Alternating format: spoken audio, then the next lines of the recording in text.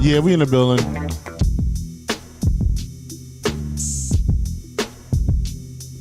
We about to get into it once again on a Friday night. Big shout out to Battlethon Entertainment. My man DOA, people say peace.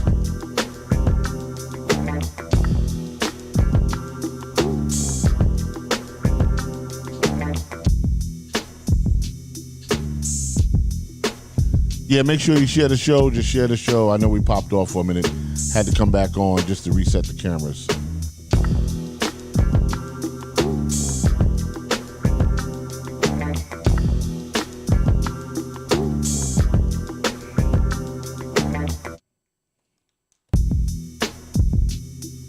Once again, give me a chance to get back in the room. We're resetting the cameras. The real discussion with Rock Logic, we here, right now. And today we're going to talk about things that are happening in the news. Particularly, we're going to talk about Lisa Marie Presley and the football player. What's his name? Damar Hamlin. He's home now. Yeah. And he's home. Rehab, I guess. I think he should be home. I think they did a good job. I don't know about rehab. I think it's a little too soon, right? Think so? Now he's home. No, I'm saying rehab No, like, to get back into the game. I don't think. I mean, if he's in rehab, it's to play sports. But check it out, Google it. Word up, what up, Tosh? What's happening? Let me see Damar. Damar, right? Yeah. There it is.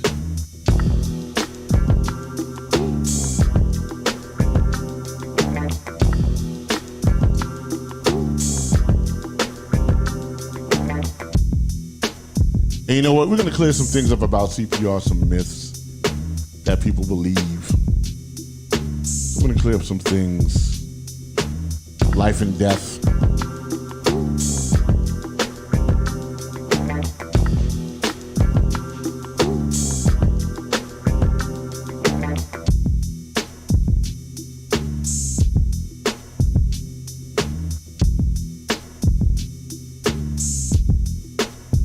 Hey.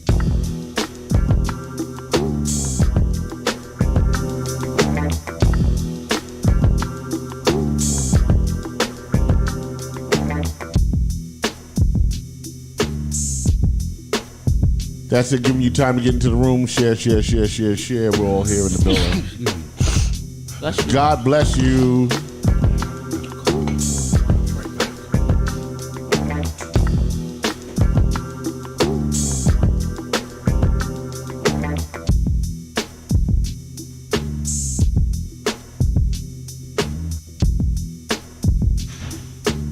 Yes, it's all happening.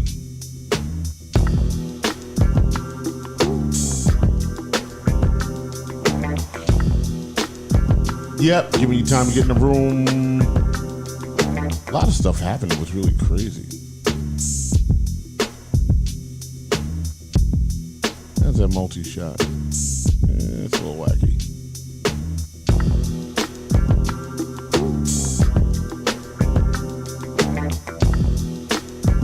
That works.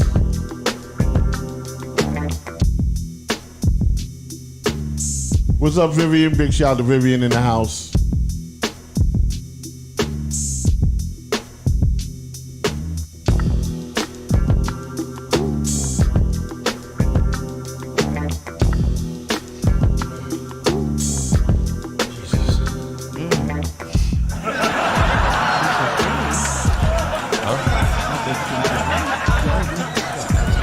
It's kind of cold outside for Africans here.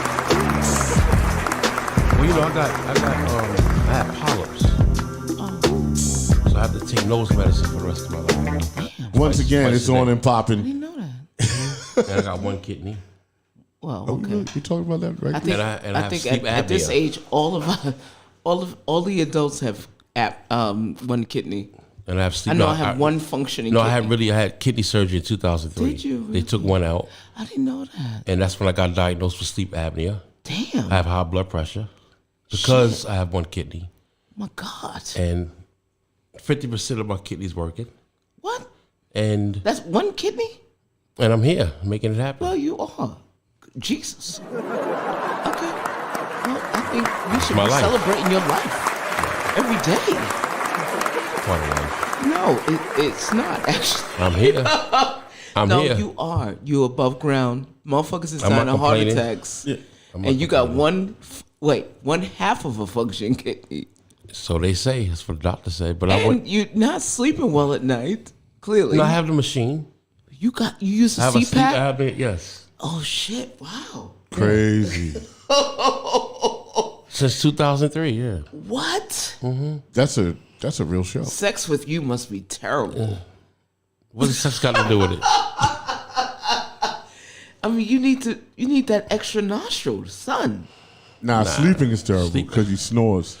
Well, No, make a you lot of don't noise. snore. That's the shit. Nah, Like, you'll snore and then you stop. Is that what Well, happens? well- no, your chest stops breathing. Like it Right. doesn't rise in. You pause up for a second. No, you do that shit too. Yeah, you pause out. No, What it is you that do the it. reason you, I have you have sleep- the same shit. some people have sleep apnea because of their weight conditions. Right. My And you're sleep- not heavy. My sleep apnea comes because the organs, the instruments in my throat are extremely small, so I'm not getting enough air.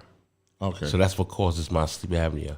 But I was diagnosed with it when I had surgery. So they said, listen, they did extreme tests, and I went to a lab, and Oh, that's how you found out. that's how I found out. You And- found out through some other procedure right, that you had that. which Yeah, was he the had, surgery. he had to do the study. and shit. during that time, I was close Did to you do a sleep study? Right. Where you had to stay overnight and someone had to. Oh, Yeah, he did. The And sleep then study. during that time, that was I was close to 300 pounds oh, you were? because I was sick, Oh, okay. and got operated on, lost some weight, and then I went to the gym. Did you get like the stomach surgery, like the? Not at all. I went to the gym, worked out, went down to 200 pounds, Okay. Wow. looking like this, looking like You a didn't have big like head. the skin. No, I extra wasn't that skin? kind of fat. I'm not a Okay. big dude like that. right. right. Like, and it wasn't surgery. It was Hell no. I went to the gym. I worked No, out. you you did naturally- that. you naturally did I that. did it. lost the hospital weight. Right. Because I used to run track, so I know how to. Yeah. So I went to the gym 4 days a week. This is interesting information. I went to the gym 4 days a week. Started eating right, Right. looking like I was like 19. Nice. Then I got comfortable, Yeah. and here we are. So I went to the doctor this past Monday. He said my lungs are good. Okay. I got to get the violation test. Violation. What's that? Oh, you gotta get a colonoscopy. Right. So he said my lungs are good. So I stopped smoking. I stopped Did you drinking. stop smoking I stopped cigarettes? smoking. I stopped drinking.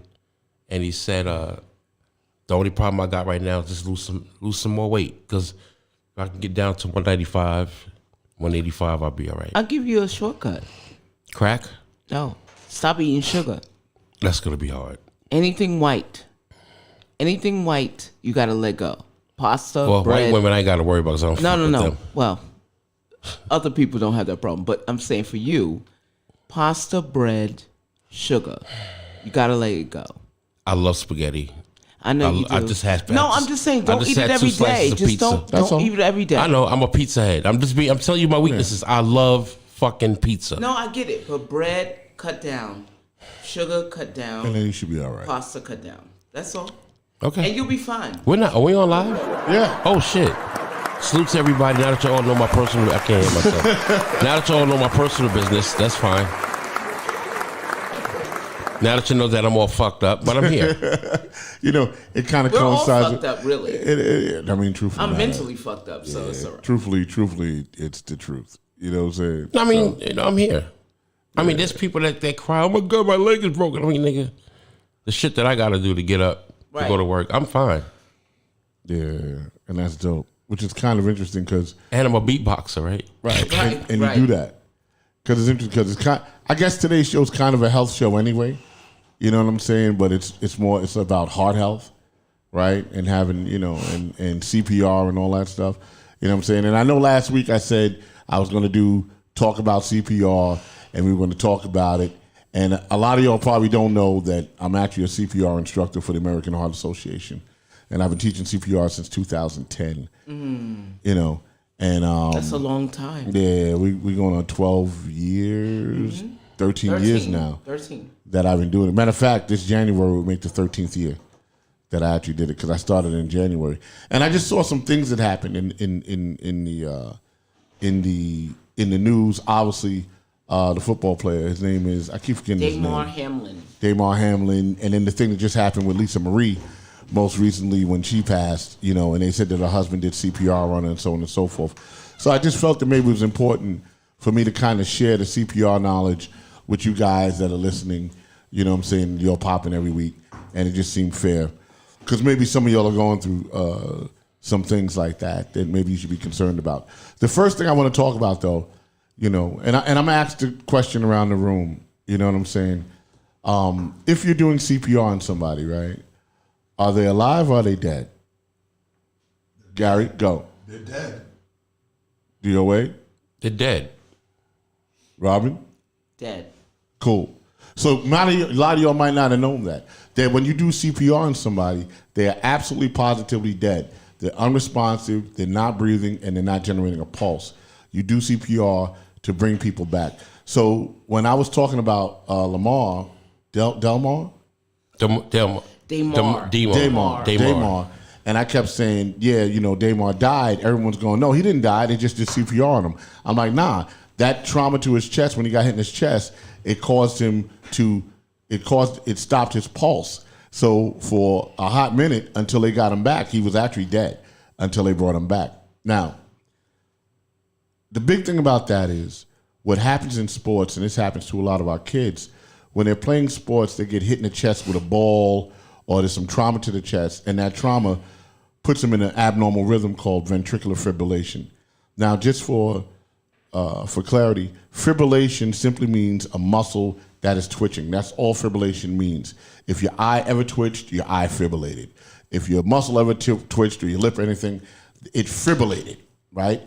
But ventricular fibrillation means that you're in cardiac arrest, which means that you're dead.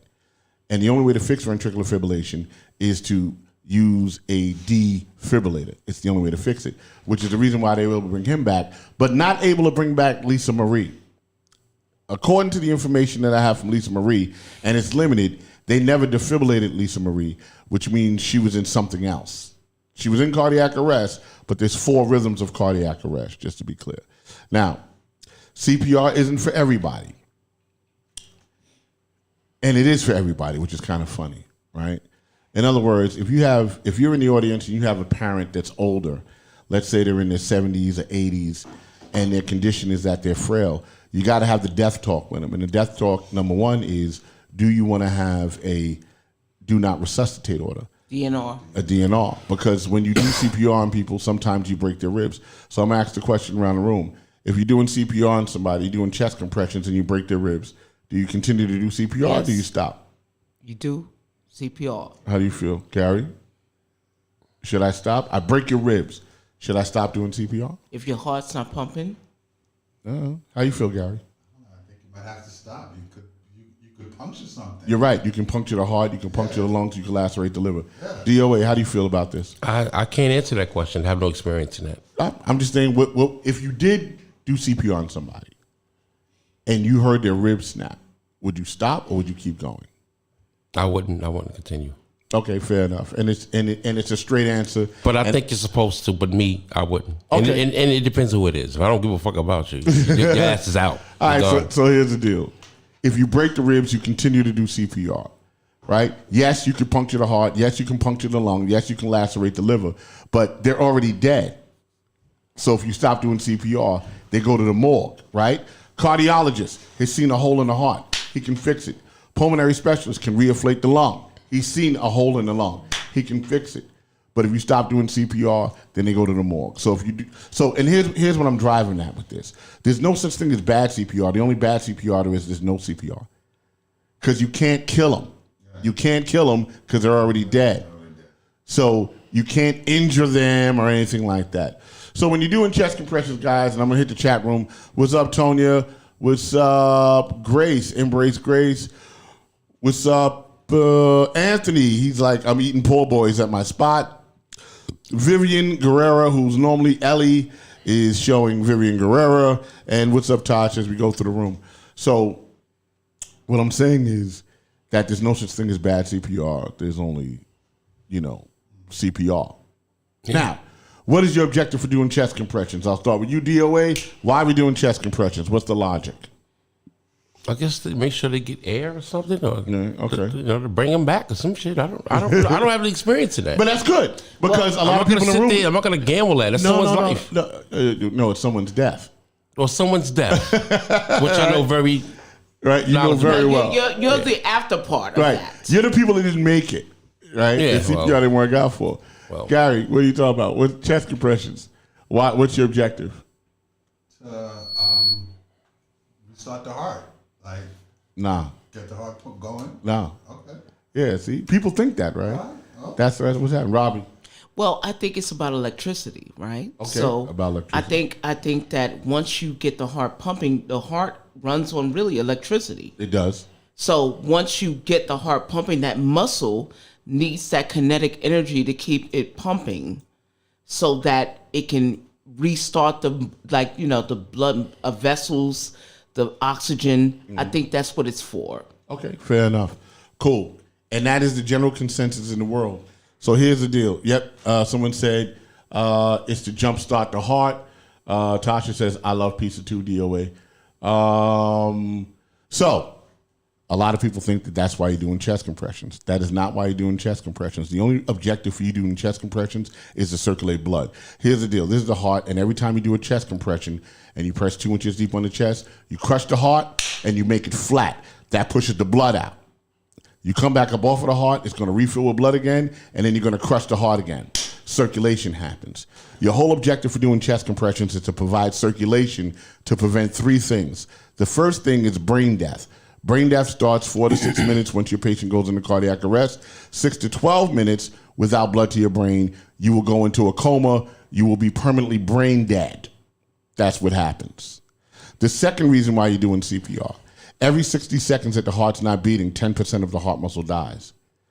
Every 60 seconds that the heart's not beating, 10% of the heart muscle dies. That's 1 minute. That's 1 minute, 10%.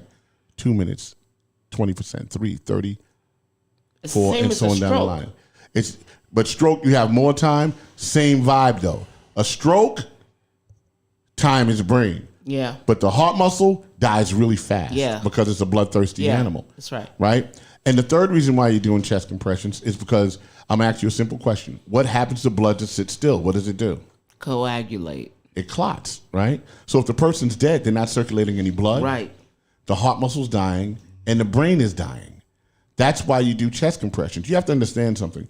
I've been into many homes and I'm speaking to my black community about this.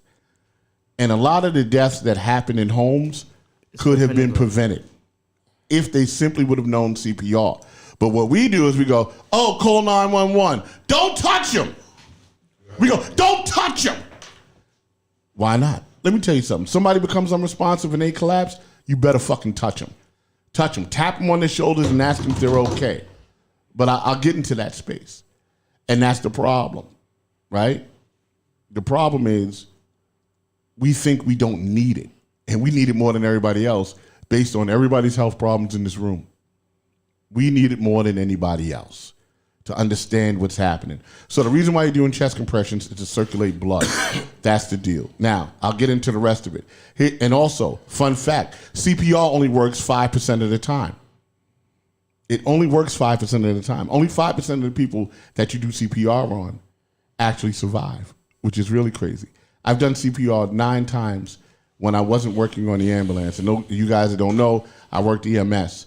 So I did CPR a lot of times, but the 9 times that I did do CPR when I wasn't working on the ambulance, 7 people survived, 2 people did not survive. And they survived because I was there on the spot. The one person that I will speak about that didn't survive was a 5-year-old girl who collapsed in her school, and I happened to be there at the time, and CPR didn't work out for her. That It was worked it. out when you were working on her. No, for her, it worked out. Yes, when I was working on it, it worked out. But then when she went to the hospital, she expired. So I was able to get her back into school. But whatever happened between when she left me and when she went to the hospital, she expired, which was a hard pill to swallow. Yeah. But So- that wasn't you. No, it wasn't. And unfortunately, it was probably her time, right?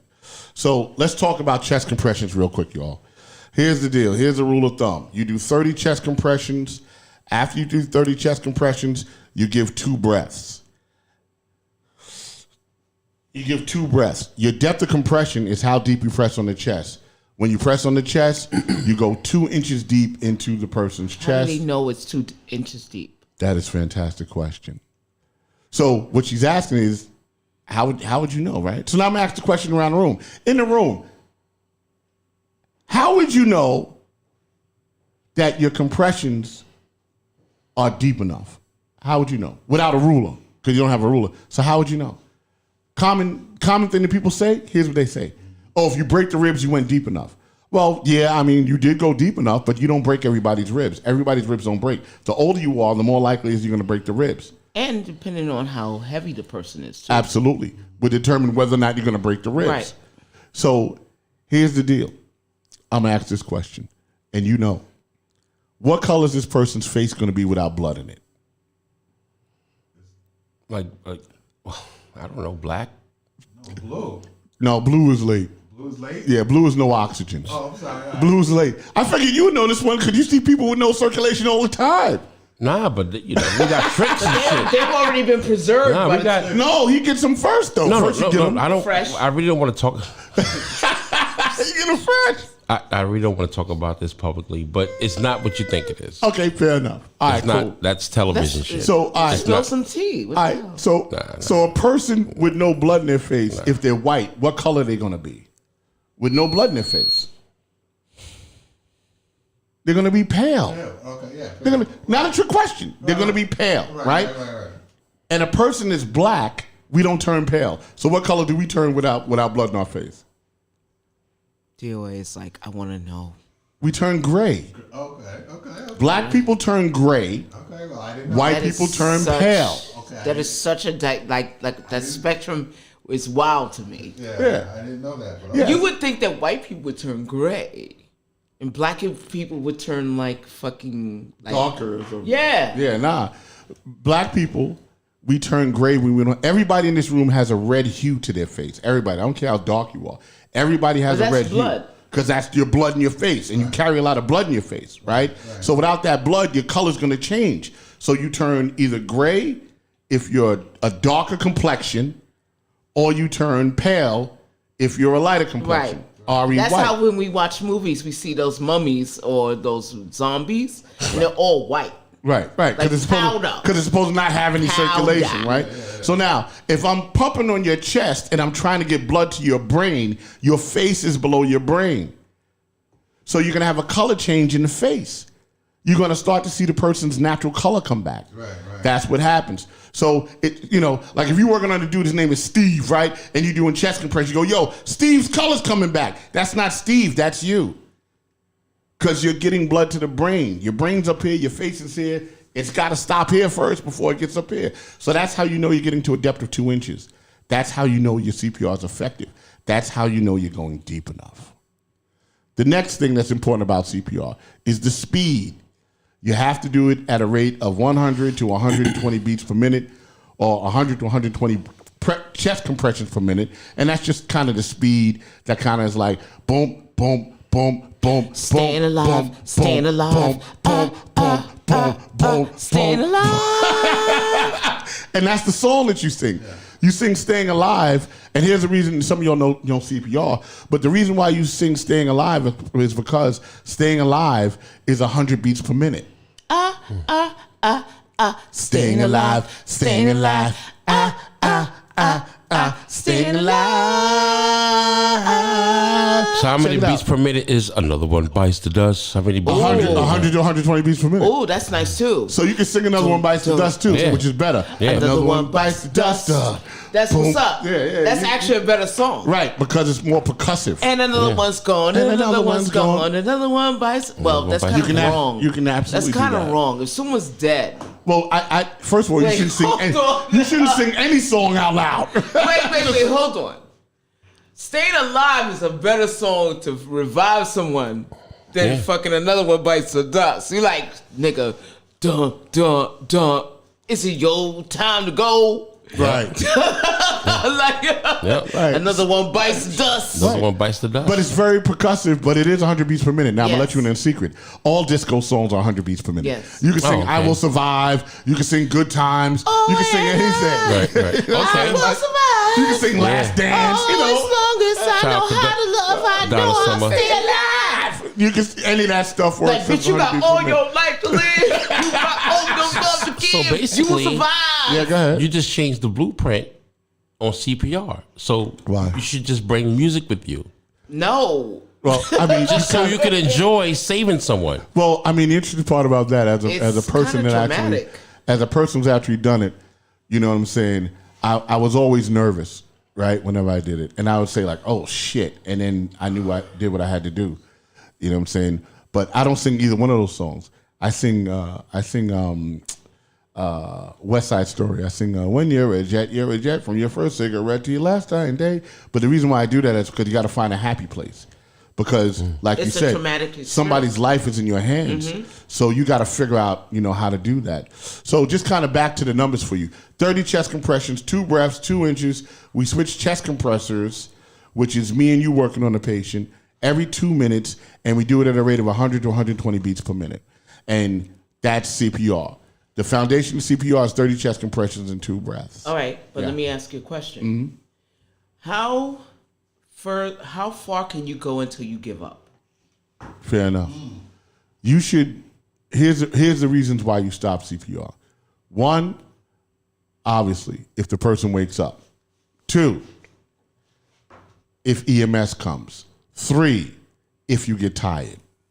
If you get tired, stop. First of all, CPR is exhausting. So if you get tired, stop for a minute, take a break, and then go back and do it again. Because number 1, I can't attest for everybody's health, right, that learned CPR. I went into a house one time and a grandmother was doing CPR on her grandson, and she had an oxygen tank on doing chest compressions. Could you imagine how tired she was going to be without Right. having Hold oxygen? on. Pause. Yeah, go ahead. Pause. And also, wait, Yeah, it's true. and let me stop right here because, I mean, according to the reports that I read, she had, even though she was getting CPR, at least Marie Presley, Right. she had multiple heart attacks. That's correct. And then they decided that this was too much. It was enough. That it wasn't working. Right. That she was, And they gave her what? Epinephrine. they gave her epinephrine. So talk about that. Fair enough. And we'll get into that. So when you guys do CPR, I teach you all the same CPR that I do, right? But once the medics come on the scene, when we come on the scene, we give a patient 1 milligram of epinephrine every 3 to 5 minutes because when you're dead, you don't have a blood pressure. Epinephrine squeezes your veins, right? It's called a vasoconstrictor, and it opens your airway. It's a bronchodilator. That's why we give people epinephrine in the EpiPen, because when your airway is closing up from an allergic reaction, we hit you with the EpiPen to open your airway. Well, we do the same thing to you when you're dead, right? We want to open your airway and we want to vasoconstrict. That's why we give the epinephrine when we're doing a CPR. When we're doing CPR, we're managing a cardiac arrest. I want to say it like that. Now that brings me to an interesting thing because I saw Lisa Marie I saw the clip of her at the awards show, and now I have a question for you guys. How long? First of all, what's the difference between a heart attack and cardiac arrest? Let's start there. In the chat room, what is the difference between a heart attack and cardiac arrest? What are you guys thinking over here? Gary? What's the difference? Yeah, talking to the mic. Okay. I mean, you could have multiple heart attacks and not like fall or anything like that, but when you have cardiac arrest, that, you know. Hey, Gary, do me a favor. What? Can you take that cord and push it into your mic? Right. That cord right there. See the cord? Okay, Yeah, push that into your mic. Oh, wow. Forgot, I think Cheeks forgot to do that. It's in the bottom. What, on the bottom? On the Of the on the microphone. bottom of the You see- mic. You see, look. The bottom of the mic, yes. Yeah, there you go. I was wondering, I'm like, why I can't hear him? You gotta turn it and it has to line up. I got it. You'll see. There we go. There Go you go. shorty. Now talk. It's your birthday. Go ahead, now what? Testing. Okay. Yeah. So you could have multiple heart attacks and not bother you, but if you go into cardiac arrest, you could wind up on the ground. Like you're not moving and stuff. Well, All right, fair enough. Okay, so here's the deal. okay. Simple. A heart attack, you're alive. Cardiac arrest, you're dead. Okay. That's literally the difference. They're two entirely different things. It's like, is it like the heart attack's cousin or something? No, not at all. A heart attack, you're alive, and cardiac arrest, you're dead. They're not related at all. And all heart attacks don't lead to cardiac arrest. That's a myth. How long can you have a heart attack for? How long? What do you guys think? Without knowing, you can have it for a while. Give me a time. Months, Just take right? take a shot. Days. All day. Yeah, a couple of days. You can have a heart attack for days, right? You'll have some signs and symptoms. You'll be having a heart attack. Let's say on Monday, you'll still be having a heart attack on Friday, and you'll go to work. You'll do everything normally, and then after that, the heart attack will subside, and then you'll go on with your natural life. So what are signs of a heart attack? But isn't it? Good. Yes. Go ahead. Isn't there also a myth where I guess because there have been people that have died from a heart attack, some people think that once you get a heart attack, that it's immediately, you immediately. No, listen. You can have 1, 2, 3, 4, 5 heart attacks in your lifetime and never go into cardiac arrest. So why do people need a stent? Okay, so a stent is your arteries in your heart are clogged, right? So they put in this thing. It's like almost like a balloon, right, or a fence, right? And they open your artery by inserting this balloon, inflating the balloon with this mesh to restore blood flow to one part of your heart or another, right? Also, it's like a bypass, right? Just to be clear about what a heart attack is. A heart attack is an attack on the heart muscle, right? A lot of times it's not the whole heart muscle, obviously, because then you go into cardiac arrest. But it might be a little piece of the heart muscle, and that heart muscle is dying from a lack of blood flow because of the clogged artery. Got it. Right? And once again, it might simply subside and you will move on with your life. So hold but on. that dead space is there, right? So let me go to the dead space. Go. No, I want to ask because you talk about a clogged artery, Yeah. and there are many arteries in the body. Uh-huh. Which artery is the most substantial, I would say, prominent, that would cause your heart to, like, say if you have an artery in your femur, Mm-hmm. Yeah, like the femoral, the femoral right, your artery. femoral artery versus like your chest. Okay. Does it have the same impact? Nah. Your coronary arteries is what you're concerned about. Okay. That's the doozy. So the femoral, if it's a major artery in your body, does it also affect the heart as well? Any blockage is going to affect the heart. Okay. Any blockage. However, when it's in your heart, it's immediate, right? Right. You can have a blood clot in any of your arteries that's going to affect your circulation. That's going Right. to affect your heart, Right.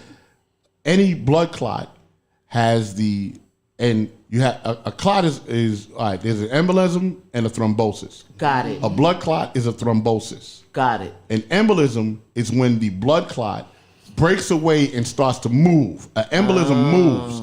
Once an embolism starts to move, it can end up in your lung, Right. where you have a pulmonary embolism. Right. It can end up in your brain, where you end up having a stroke, Right. or it can end up in your heart when Got you have it, a coronary got it, embolism. got it, got You know it. what I'm saying? Okay. So that's the difference between the two. An embolism is very dangerous. Yes. When that happens. When that shit starts to move, it's a crapshoot where it's going to end up. Right. That's the deal. No, that's important to know. Yeah. So when I saw Lisa Marie in the video when she went to the award show, I looked at her and I said, she looks like she's sick. You know what I'm saying? I didn't know anything. I knew what had happened to her already. And I'm going, yo, that day when she was walking down that red carpet, because she needed somebody to walk with her to steady her, she was having a heart attack then. She was already having a heart. I would bet my life on that because she looked bad.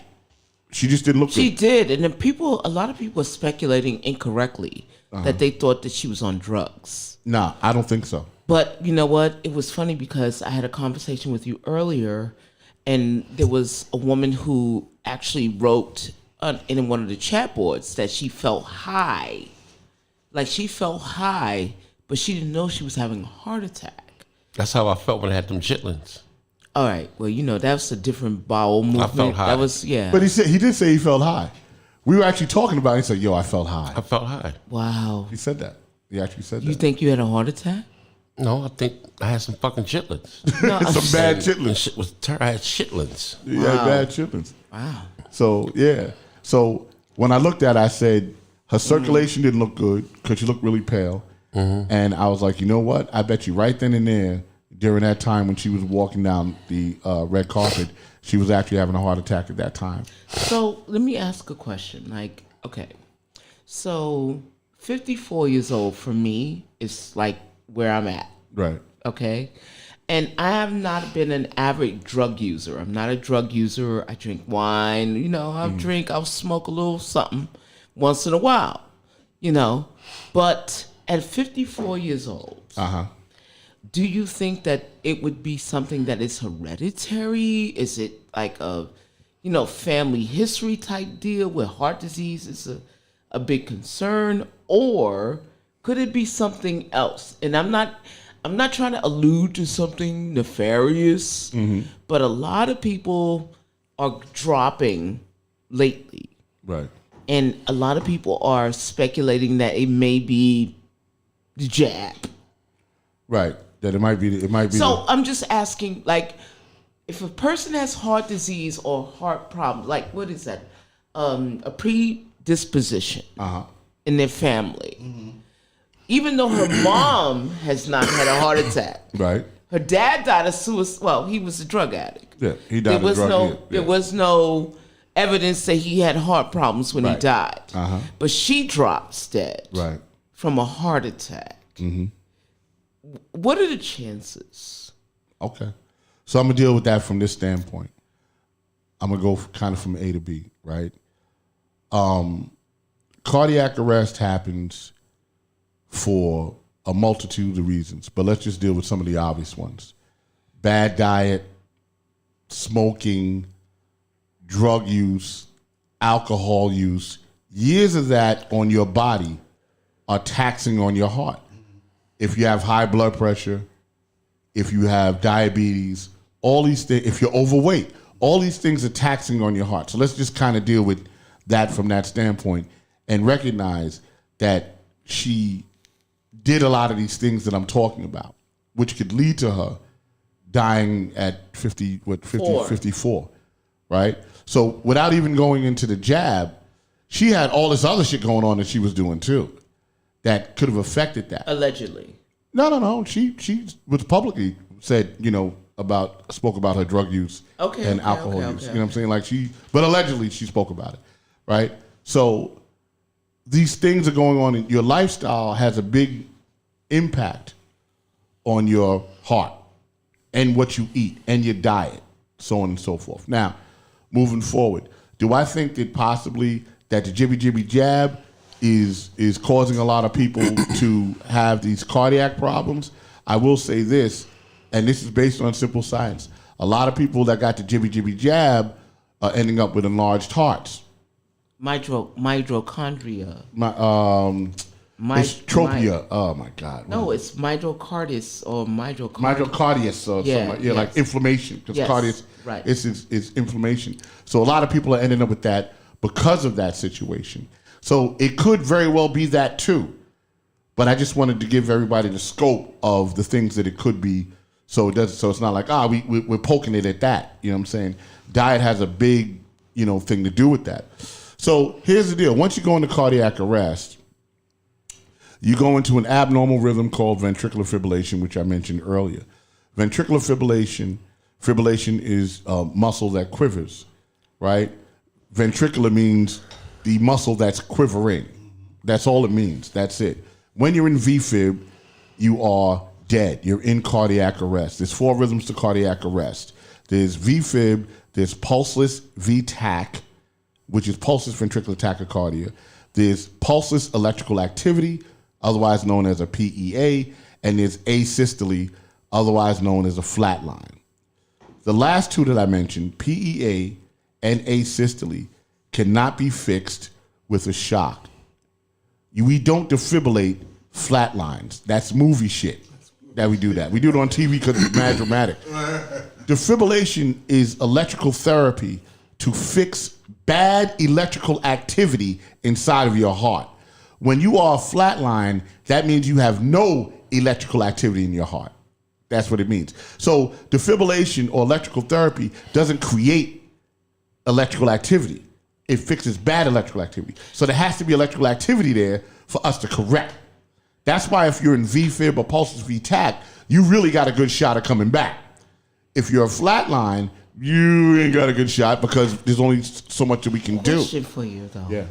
So there's four. I don't know. I'm not a medical expert. I just got to say this up front. Are there 4 chambers to the heart? Correct. There's, just to break it down, the top part of your heart is called the atrium, the bottom part's called the ventricles, and then it's just left, right, left, right. Okay. Those are the 4 chambers. So, and what part is affected again? The whole heart. Okay. Okay. Yeah, the whole heart. Because it's a muscle. Because it's a muscle, right? So the And whole heart. all the 4 chambers are a muscle together. That's right. And they work in together, right? So here's how it works. You have 4 chambers, right? Right side, left side. Here's how your circulation works. Now, each chamber is a filter, except for one, and that's the left ventricle, which is the lower part of your heart, which is the largest chamber of your heart. So here's how it goes. Circulation, right side, top part of your heart, atrium. Blood goes in, valve opens up, drops down to the right ventricle. The right ventricle then sends the blood to the pulmonary arteries. You inhale, and then you oxygenate that blood. Then that blood gets sent to the left chamber. That opens up, and then the left ventricle sends the blood through your entire system. Got it. Okay. That's how it works. So when you're in ventricular fibrillation, your whole heart is quivering. Got it. And the only way to fix VFib is defib. You can defibrillate children. You can defibrillate infants. You can defibrillate adults. Don't think about the state don't think about what the being is. Think about what the state of the being is. Mm-hmm. In other words, if an infant's in VFib, defib. If a child is in VFib, defib. If an adult is in VFib, defib. That's the deal. Because a lot of people say, "Oh, you can't defibrillate infants." Of course you can, but you got to stop thinking about what it is, right? And think about what the state of it is. Well, I'm thinking like it only makes sense when a person knows how the heart works, right? In every living human being, so that they would not be able to distinguish between a child and an adult, right? Right. Because if the heart works the same for everybody, everyone, then you have to do it for everyone. Exactly. No matter in what state they're in, whether they're infants or elderly, right? Right. So once you understand how the heart, there's 4 chambers to the heart, the way you described it, everyone's born with the same mechanisms, right? And everybody is revived by the same mechanism, right? Because of the way the heart works and So the let muscle me works. so let me deal with that. You're right. So besides the 4 chambers that you have, which are the muscle, you have what's called your pacemakers. We've all heard of a pacemaker, right? Well, you have natural pacemakers. Those natural pacemakers are called the SA node, otherwise known as the sinus node, and the other one's called the atrioventricular node. Now, you have 5 pacemakers in your heart. The main one that controls your heart rate is the sinus node, right? You might have heard somebody say, "Oh, they're in a normal sinus rhythm." That means that your heart is generating electricity from the sinus node. Just for clarity, your heart is the only organ in your body that's not controlled by your brain. You can take your heart out of your chest, throw it on the ground, it's still going to beat. Every other organ in your body is controlled by your brain, except for your heart. Right. That's why you could be brain dead, but still have a pulse. If your brain controlled your heart, if you were brain dead, then you'd be dead.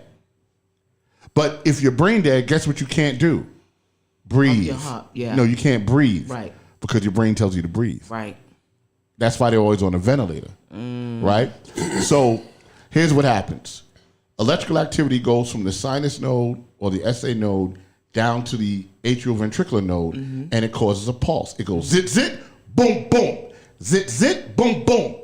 When you go into ventricular fibrillation, it's an oval, and I'm gonna play a video for y'all of ventricular fibrillation. It goes into an overload of electrical activity, causing your heart to quiver. A normal heart rate is anywhere between 60 and 100 beats per minute. Well, when you're in VFib, your heart rate's all over the place. You'll see like 400 on the monitor, 300, 60, 40, 20. It's all over the place. We put the pads on, and what we do is we defibrillate you to disrupt the bad electrical activity, and then your heart should resume or reset back to its normal pacemakers. So and I'm gonna show you this video in a minute. So just for clarity, you don't defibrillate to start the heart, you defibrillate to stop it. So, question, because, there's a lot of couples who live to, certain, like they couple up for long periods of time. And one spouse will die or whatever, and the other spouse will die of a broken heart. Is that a thing? Yeah, absolutely. Yeah. What is it called? I don't know what the phenomenon is called, but like they'll die within days of each other or months of each other. Yeah, so like so the forth. person that survives dies of a broken heart. Yeah, because they've been together so long. Well, what causes that? Love. It's love.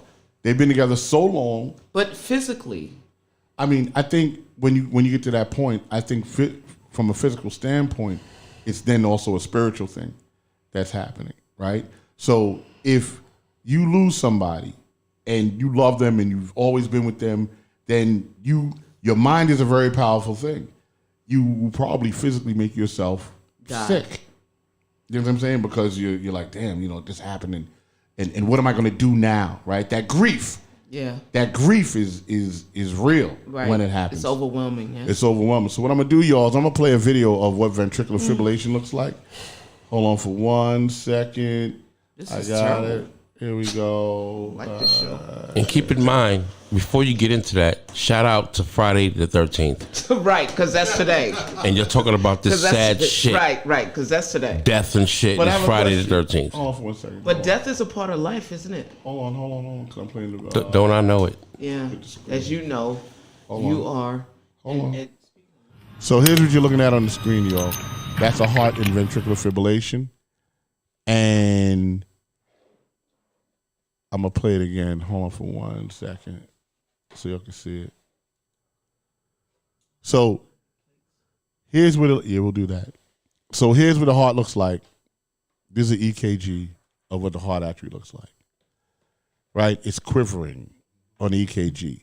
This is what it actually looks like inside your chest. You see that? That is a heart that's in ventricular fibrillation. The doctor comes, he shocks it, boom, and he shocks the heart into a normal rhythm. Even in open heart surgery, the only way to fix ventricular fibrillation is defibrillation. So I wanted to show you guys that. And when you go back to the EKG, it has a normal rhythm. So there you have it. So I want you guys to see that. So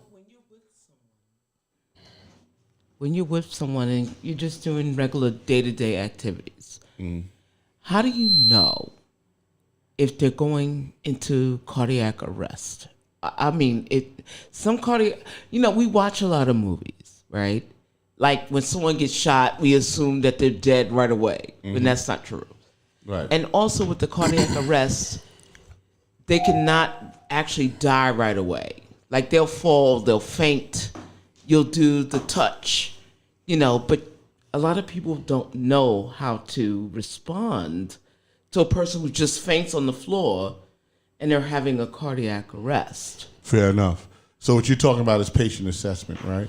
And guess what, guys? I have something. Pass me that guy right there. I have a mannequin. I brought a mannequin to work today. Here we go. So this is my guy. Here goes the mannequin. We introduce the mannequin to the situation. There he is. Here's our guy. We're going to call him Steve.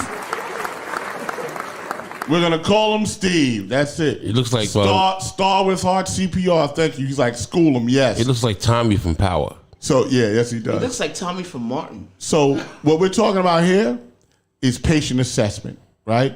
So when someone collapses, I'm gonna ask you something, right? Just a basic question, and don't think about the class. That's right. Rapid assessment. Big shout out to Star. Start with heart CPRs in the house. Glad y'all here. Another CPR company. So the deal is this. I'm gonna ask you, Gary. If someone just collapsed, what's the first natural thing you would do? Just naturally, what would you do? I would check for their pulse. No, you wouldn't. No, you wouldn't. If he collapsed, boom, right? Okay, well, What's the first thing you would do? ask if are they okay? Exactly, that's it. Come on, man. You're not gonna check their pulse. The first step to the rapid assessment, number one, is making sure the scene is safe. Number two is, hey, you okay? Are you okay? Right? Just because he collapsed doesn't mean he's dead. True. It just means he's collapsed. That's all you know. So you tap him on both shoulders. You go, hey, you okay? Now, the reason why you tap him on both shoulders is because he collapsed. He might have had a stroke. If he had a stroke, he'll be numb on one side or the other.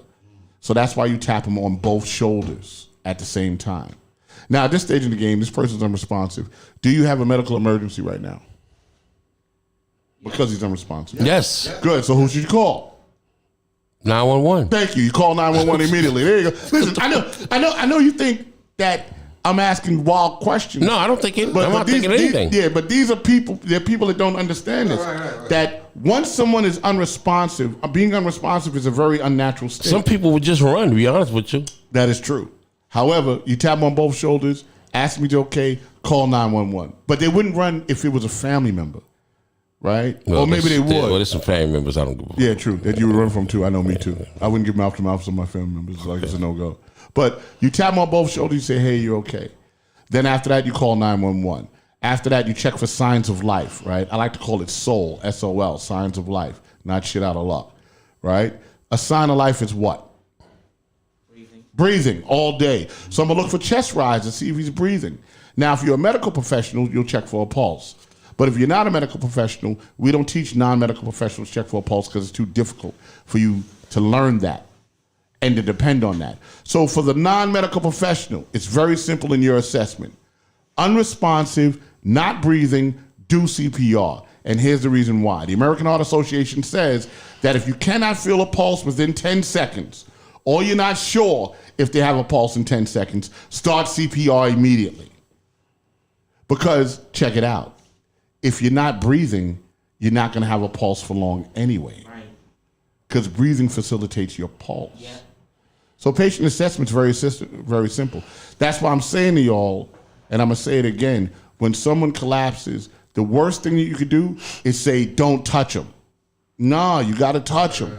So I got another question, and I'll ask it in the room, right? Hey, what's up? Millie's in the house. She's like, school them.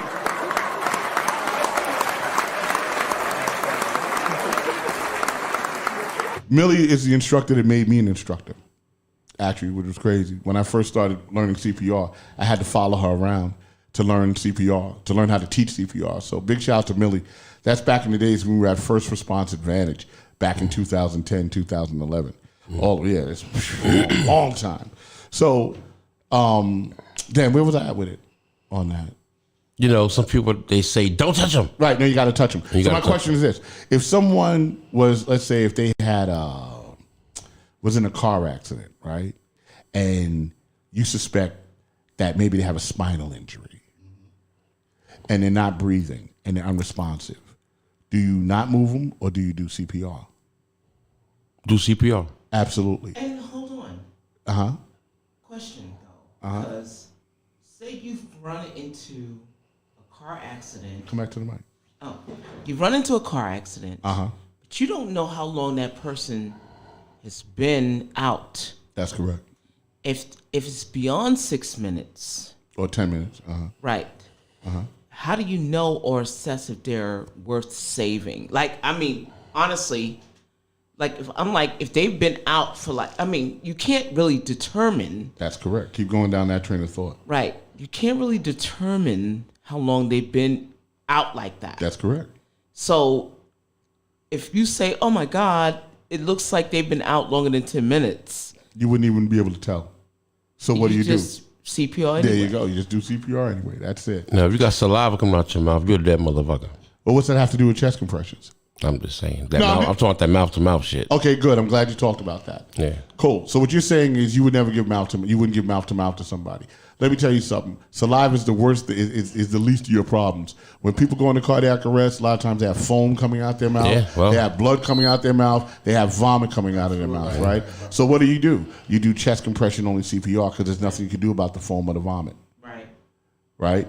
We can deal with that because we have suction.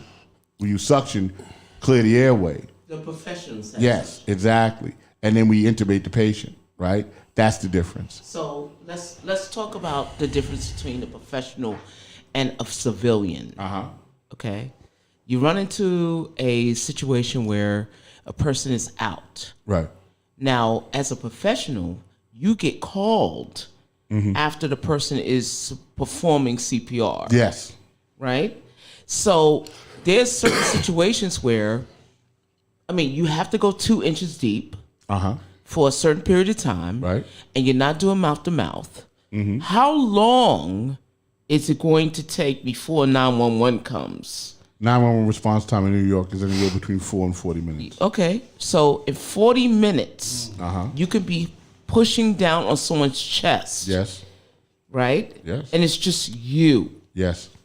What if there's no one else around and you don't have the strength or the energy to do 40 whole minutes? Cool. And that's a great question.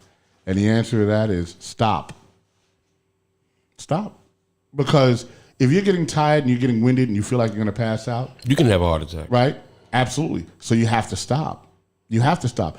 The first rule is self-preservation for the rescuer. That's the first rule of anything. When you're on an airplane, right, what do they say? When the mask drops down, who do you put the mask on first? You or the kid? You, exactly. Right. The rescuer always comes first because if you're incapacitated, you can't help. Right, fair enough. So you would just stop. You'd be like, yo, I'm tired, I'm exhausted, I'm feeling a certain kind of way, and then you just stop. So what if there's, okay, so let's talk about people in New York, like, you know, and we all know the deal. We all know the deal. There's a what do you call it? A case where people have bystander paralysis. yes. Where there could be a whole bunch of people that could be watching one thing and won't do anything about it. That's correct. And then one person will get involved, and then everyone will get involved. Yes. So how do you overcome that? Cool. Which I've dealt with that. But let me deal with it from this standpoint. If you're gonna have people involved, you can't say, can somebody, right? Let's deal with it not even being strangers. We could all be in this room and everyone gets bystander paralysis. You're staring at the shit, right? Right? So, and I need help. And everyone's looking because they've never seen this before, right? So the way that I deal with it is I clap my hands and I look and I go, you. I said, I need you to go and get the AED. You, I need you to help me with chest compressions. And the funny thing is when you do that, it's like y'all snap out of it. And then you spring into action. I did CPR on a guy on 8th Avenue. He had he dropped dead in the restaurant, right? So I go over, I do the assessment, I do the whole thing, right? And I start doing chest compressions. And this lady, she comes over and she said, can I help? And I said, do you know CPR, ma'am? She said, no, I don't. I said, okay, I'm gonna teach you right now, because I was getting tired. Her first CPR lesson was on a real human being. Wow. And then other people came and started to help. We kept this. I lined people up like this dude was a circus ride. I had like 20-something people. I was like, you do 30 chest compressions, and you do. And I kept the circulation going. And because of that, I preserved his brain and his heart muscle, and I kept his blood from clotting. And when the medics came and they defibrillated him, we got him back. Right. So I want to address that. You don't have to be trained in CPR to do CPR. The reason why you do CPR, the reason why you get trained in CPR is so you know how to do it. But you don't have to have a CPR license to do CPR. Also, another myth, you can't get sued for doing CPR. You're protected by the Good Samaritan law. There's stories out there, people are, oh, this person got sued for CPR. This person got sued for, no, hold on. If somebody got sued for CPR, you got to go a little deeper down the rabbit hole. You have to say, what did they do for a living? Right. If it's a medical professional, you can get sued. That's right. So, But not a regular person. Another question is, what if the person has a DNR already Cool. established Yes. with their medical professionals? Then it's a do not resuscitate order, and you don't touch them. But the idea is this: if you don't see it, then it don't exist. Right. You resuscitate them. I remember there was one time, right? I went to this lady's house, and her husband was dead, right? So we come in the house, and she goes, "I have a DNR," and I said, "Okay." I said, "Well, let me see it. Bring it." Right? And she's looking. She says, "I can't find it." I said, "Well, I gotta go to work." Right? So we go to work, right? And miraculously, we bring this dude back, right? This shit is crazy. So I went to go see him the next day. I was like, "Yo, bro, how are you? How you doing?" And I chopped it up, and I just kind of casually when I said, "Do you have a DNR?" He said, "What's that?" I said, "A do not resuscitate order." He said, "Hell no, I ain't got that shit." I was like, "Oh, okay. Problems in the marriage." Oh shit. That was the deal, yeah. So you have to see a DNR in order for you not to do it. And the DNR in some cases is a great thing, to tell you the truth. Okay. Yeah, you know what I'm saying? Yes. So I could. Put the camera on, Gary. So I Talk loud. I always thought that when it came to a DNR, it was something that I know you have in your medical records, but if it happened at the hospital, if something happened at the hospital, then the doctors or whatever, they don't resuscitate you. I didn't know that you keep it at your house. Yeah, you can have a DNR in your house. Absolutely. So Absolutely. Suppose you die in your house. but I'm just okay.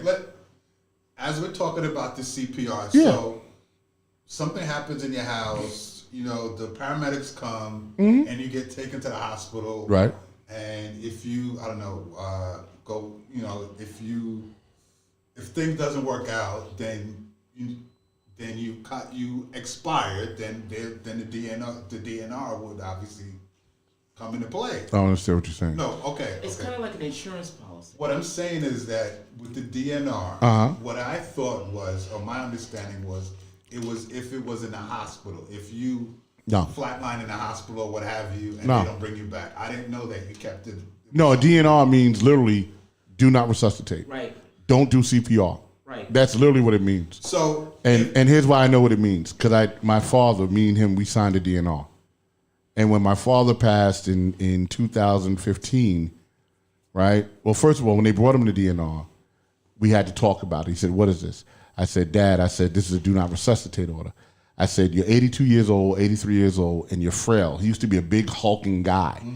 I could see his ribs. Now, mentally, he was full on stable. He knew all this shit. He was good. He was a little loopy, but he was cool. He used to tell crazy stories, which was dope. But he was a little loopy. But he had all his faculties, is what I'm trying to say. right.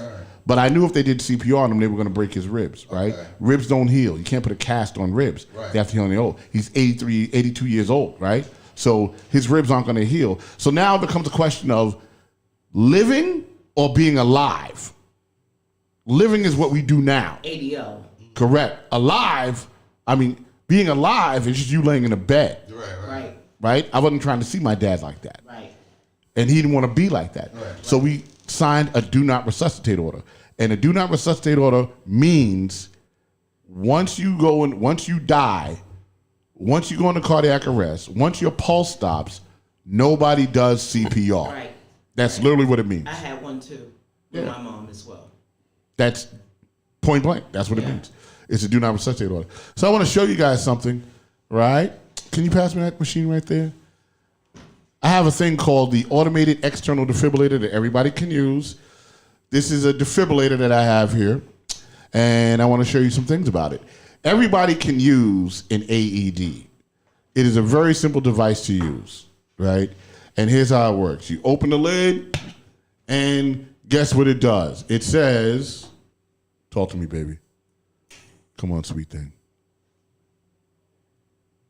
Tear open package and remove pads. Uh-huh.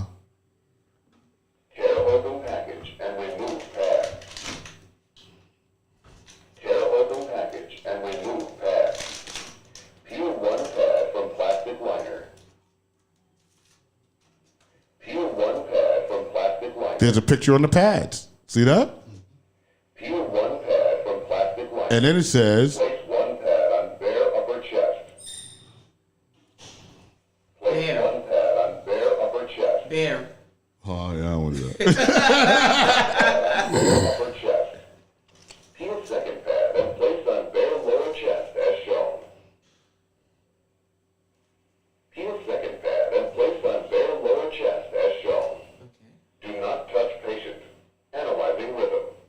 right?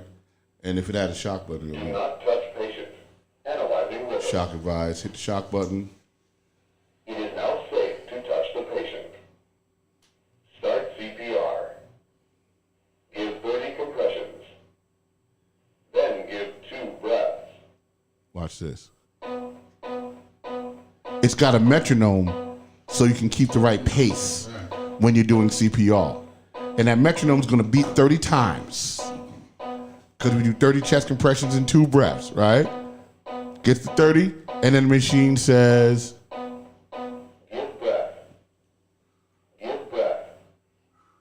and then you go back to, cool. So this is the automated external defibrillator, otherwise known as the AED. Now, what I wanted to show y'all is this shit ain't nothing special. It's not like what you see on TV. It's not like what you see in the hospitals. What you see in the hospitals, but it is like what you see in the hospital, and I'll tell you what's happening. In the hospitals, those are manual defibrillators. This machine is designed for everybody in this room, everybody in the chat room. You can use this machine without training, basically. All you have to do is follow the directions. Now, let me explain it to you, right? This machine will never defibrillate somebody that has a pulse. It will never defibrillate someone that has a pulse.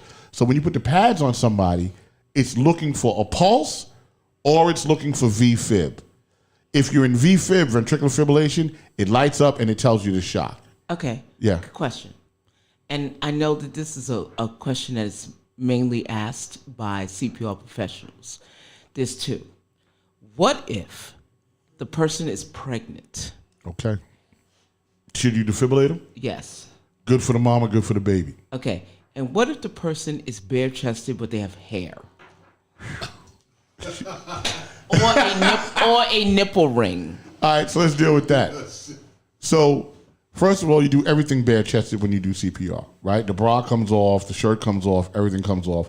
You can't defibrillate somebody in a bra because the bra a lot of times will have underwire in it, and underwire is metal, so the shock will travel through the underwire and not into the chest, right? That's 1. 2, if the person's hairy, the hair will impede the pads from working because the pads have to go on the skin. So there's 2 things you can do, right? And let's say you open up this dude's shirt, right, and this nigga's wolfed out, right? You're like, oh shit, that shit look crazy, right? It looked like he got on a sweater. Let's just say that that's happening. Well, 1, most AED kits come with a razor.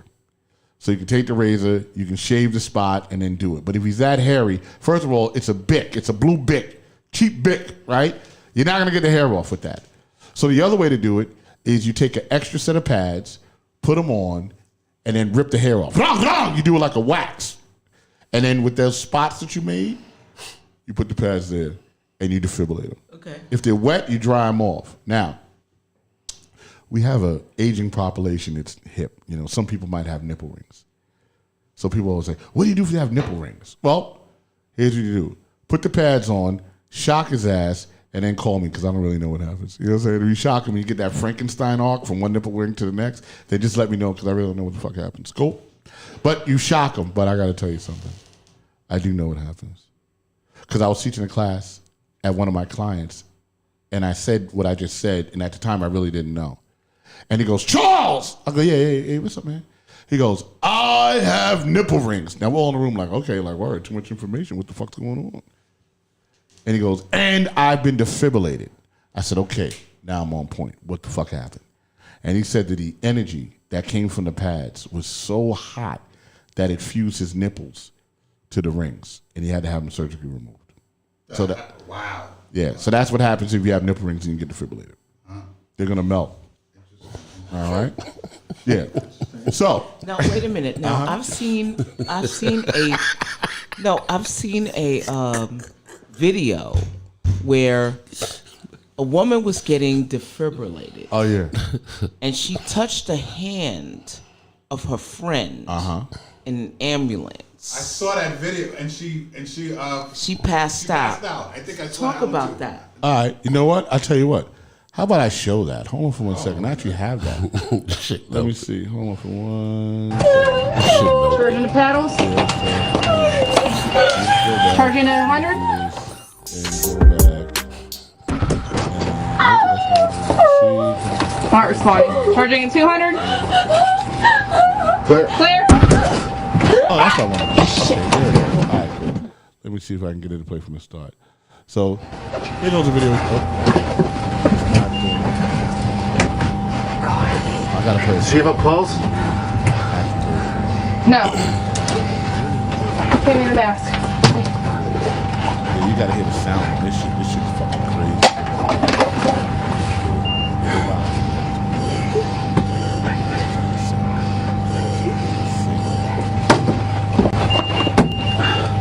Step back. Get away from this. Clear. Topped out, Benji. Clear. Charging the paddles. Charging at 100. Clear. Clear. Not responding. Charging at 200.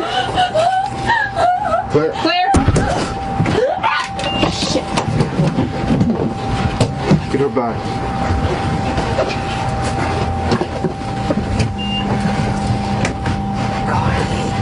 Do you have a pulse? No. Give me the mask.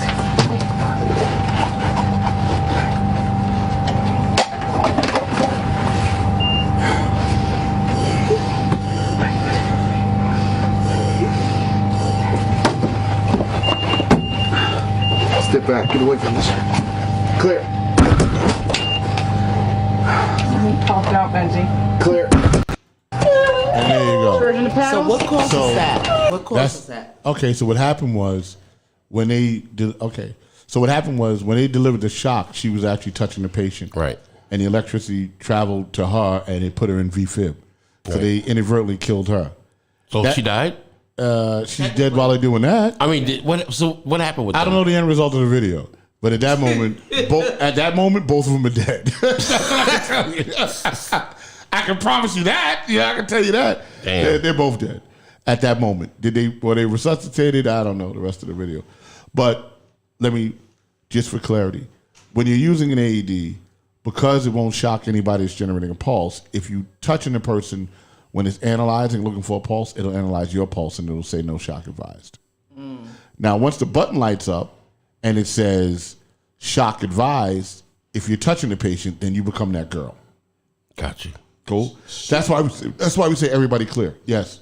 I was just gonna say, shouldn't they have told her, like, ma'am, stand back? She shouldn't have been on the ambulance in the first place. Yeah, that everything about that was wrong. It's all wrong, right? That was some movie shit. Yeah, but it was real.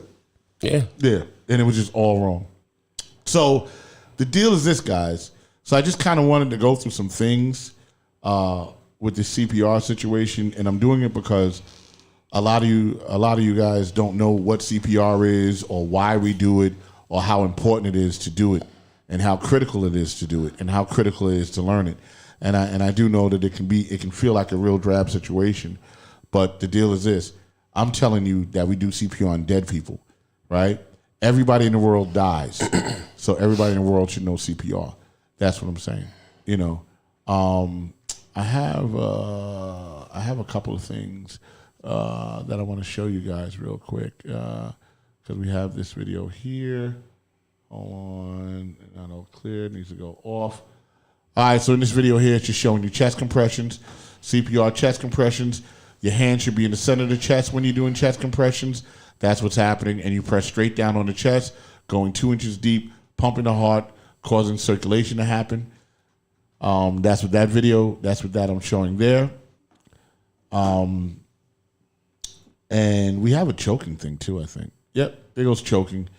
Choking is not CPR. I just want to be clear. Choking is choking. CPR is for dead people. Choking is for someone that's alive. If someone's choking, then you do what's called the Heimlich maneuver. That's what the person's doing there. On the lower right-hand side of the screen, that's called the universal sign of choking. That's what you're seeing there. And I got to tell you, that is such a lie. That's such a crock of shit. The universal sign of choking.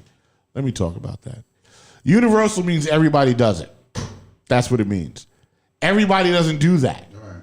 Some people, they choke like this. They be like, and then they go running like there's more air over there. So here's what I'm saying. Don't wait for somebody to do the universal sign of choking to ask them, hey, you choking? Do you want my help? I'm going to do abdominal thruster or the Heimlich maneuver, right? So I just kind of wanted to go over those things, and I didn't want to go heavy. Tonya, thank you. She says, thank you for sharing your knowledge with us. Absolutely. Millie said, how about do a full-on demo with the crew, AED and all? Yep, absolutely. I got to line the cameras up for that one, Mill. Yeah, the room is dope. Yeah, thank you. You guys are welcome. So I just wanted to do that with you guys because I know a lot of y'all don't know that that's what I do. Okay. And let's pivot. So, yeah. wait. Thank you, Rock. You should give yourself some claps for. No, is that? Oh, is that? Okay. But let's just pivot for a second. Now we're talking about a very necessary life-saving technique, right? To keep people alive. However, I think it's time to celebrate life as we know it. Yes. And with that being said, happy birthday, Gary! Happy birthday, Gary! Big shout out to Gary Fax. It's his birthday. Gary's birthday is yesterday. Yesterday was January 12th, and Gary turned 53. Yes, I did. Yes, you're so young. Thank you. And I would like to present you with some cake. Yeah, we got cake for you. Bro. And I don't know what you promised me something yesterday. I don't know where it is. Yeah. Oh, you're a bitch. Boom. Yeah, boom. Boom, nigga. Oh, sorry, wait. Nope. All right, so you know what? There you go. Because you're such a bitch. Oh, wow. Damn. You know what? It No, was it's a your movie. birthday, so you celebrate it. You'll keep your gifts, but we have cake for you today. Well, thank you. So we have chocolate mousse I'm honored. from a Parisian bakery. Was Yep. it Parisian? Yep. Okay. We have red velvet cake, Oh, nice. Okay. and we have what is this?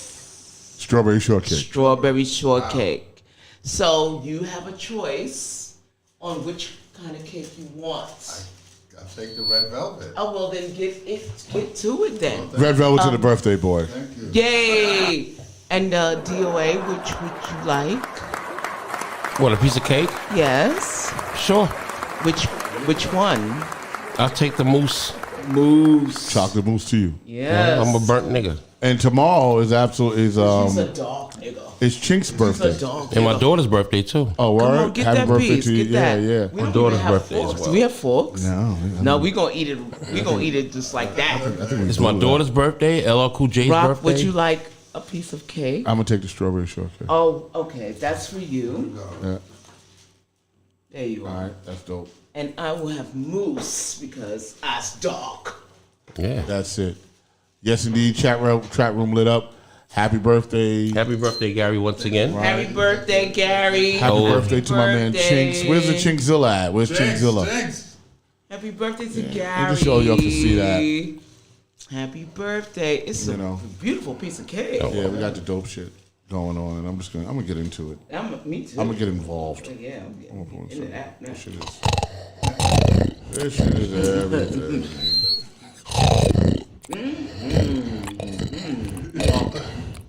I feel like the Fat Boys. Oh, you kidding? I feel like Rock Ski. Well, I'm crazy. It's good, right? Fuck you. We ain't got nothing to wipe our mouths with or nothing. That's terrible. I know. So let's go into hot topics. Let's go. Let's do it. So Gary, the show is yours. Oh, that's funny. Oh, man. Gosh, hot topics. Okay, so there is. Okay, very, very quickly. Kanye West has been found. He was never missing. Right. Apparently, he married. What did he do? He got He married. got married. Apparently, he married. So the latest thing trending is that he married. I think the chick that was the head. She's like a Kim Kardashian lookalike or something like she- that. That's not her. No. That was another one. she does look like Kim Kardashian. That is her. No, Okay. It's a blonde chick that he No, married. she's naturally dark. She's blind? Blonde. Blonde. Oh. Blonde. You imagine? I was like, fuck. I'm in. She's blonde or She got blind? that pussy. She's blonde or blind? Blonde. Okay. So apparently she was the head designer for Yeezy. So clearly he was hitting that for quite a while. Right. Right? So that didn't just happen. Right. Okay? What else you got? That's how it usually works. Welcome back, Kanye. Gosh, what else is there? Let's see what else going on. Oh my God. Let's talk about Tory Lanez and Meg Thee Stallion. Oh, how the dad is wilding out on. Oh, did you see that? Online, yeah. What happened? So Tory. Yo, his father was online for like 2-3 hours straight talking. So his Tory Lane's dad, basically, to sum it up. His name is Sunstar. Yeah. So clearly he's upset on the verdict that Tory Lane's got, and he's blaming Jay-Z and Rock Nation, and saying that Jay-Z and Rock Nation and the legal, they're all in cahoots to put his son behind bars and stuff like that. So so he's like, I'm gonna get that. Let's talk about that for a second. Yeah. Because I know, look, and the dad is doing his dad. You know what his dad is gonna do, right? But how do you explain all of the other incidences that Tory Lanez has been involved with? That's true. I mean, he ain't exactly innocent of all the other shit. Right. I'm sorry, ladies and gentlemen. The camera's not on y'all, right? No. Nope. Y'all cannot see what the fuck is going on. They got shit all over their face. Cake. Shit is hilarious. I'm sorry. Let's get back to Tory Lanez and the father talking. Right. So let's talk about all the other shit that Tory Lanez has been doing before that whole incident with Meg Thee Stallion. I got cake all over my face. What the fuck is she? She's talking cake. I got a cake. Yeah, so. Well, that's just bomb, bro. I can't believe. I'm sorry. I'm still stuck on the fact that the shit melted in his chest and Kanye got married. I'm fucking done. Why you so like surprised about Kanye? Nothing surprised me. It was just the way it was just presented. Like he was missing. He came back married. Right. 2 weeks later, he gets But divorced. he's a stunt queen. I don't know what the fuck is going on with Kanye, man. Salute to Kanye West, man. You know what I mean? He's only one of a kind. He's one of a kind. Who claps? Who claps to Kanye? Oh, let's talk about George Santos. Oh my God. I love that guy. I gotta tell you, he's the best. Why do you think he's so good? I think that you know why he's dope? Because he got in the office, right, on some bullshit, right? Oh yeah. They want him to resign, right? And he's like, "No, I'm resigning. When after 2 years, once I complete my term, right? If y'all don't vote me back in, then fuck it. Y'all didn't like me, right?" The brilliance of what this dude did, because this shit is brilliant. He's in, right? So check it out. If he does good for his constituents, for his people, this shit all goes away, B. If he does good for his constituents, they're going to be like, well, you know what? I mean, he did lie, but he did this for our community. Can right? they do a recall What? of the election based on like if someone's deceiving? They can't do shit. No, hold up. No, wait, hold on. Let me finish. Let me tell you something. Because if they could do something, they would have did something. Because he didn't. It's not against the law to lie to get in office. They all do it any They all fucking do it way. anyway. So it's not against the law to lie. The dude lied, got in the office, right? He's good to go. He helped get the McCarthy nigga in. Wait. Right? What? Go ahead, go. Look Go at ahead, Gary. Gary, 'cause I Go think ahead, Gary. you're gonna ask the same question I have. Bitch, you stupid. Right, Gary? No. I love when he says that. Go shit. ahead. Go ahead. He invalidated his candidacy because he deceived the people that voted for him.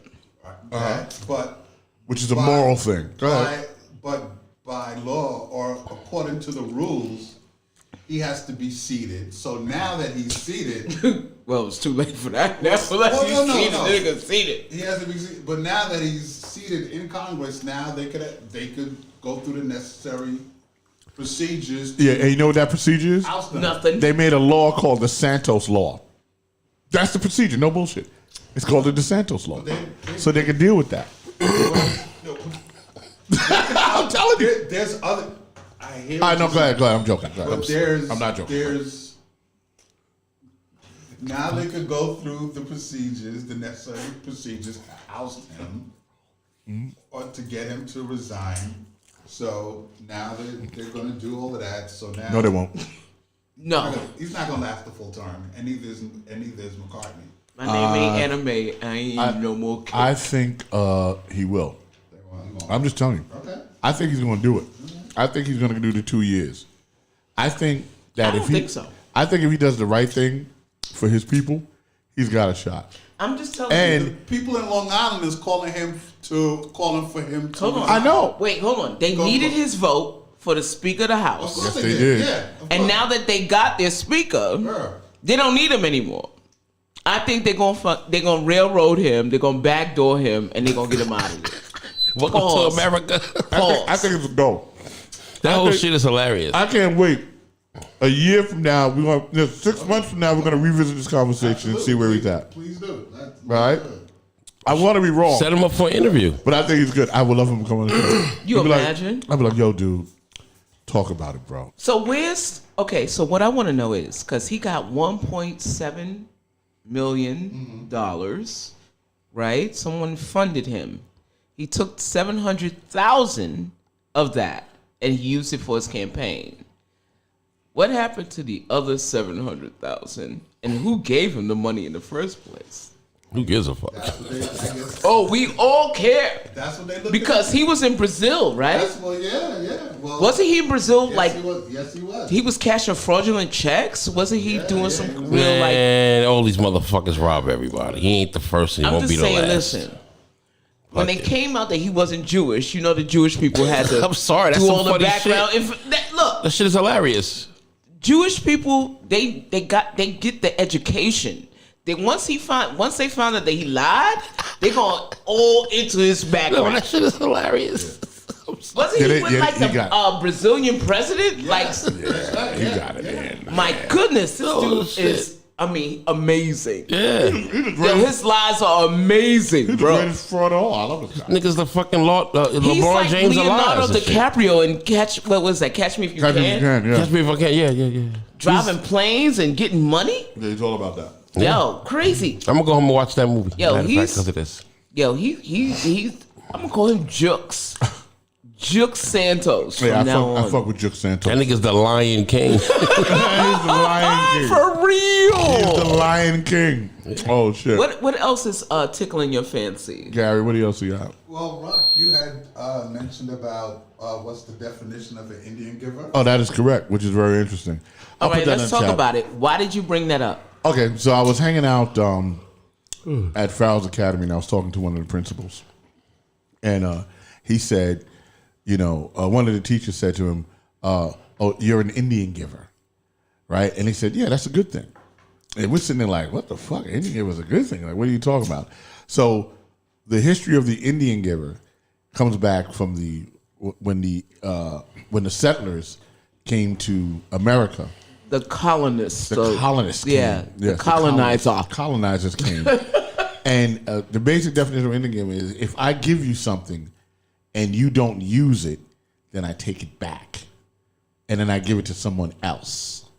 That's a lie. That happens in a lot of marriages and shit. Oh, look. Hey, but give it to someone.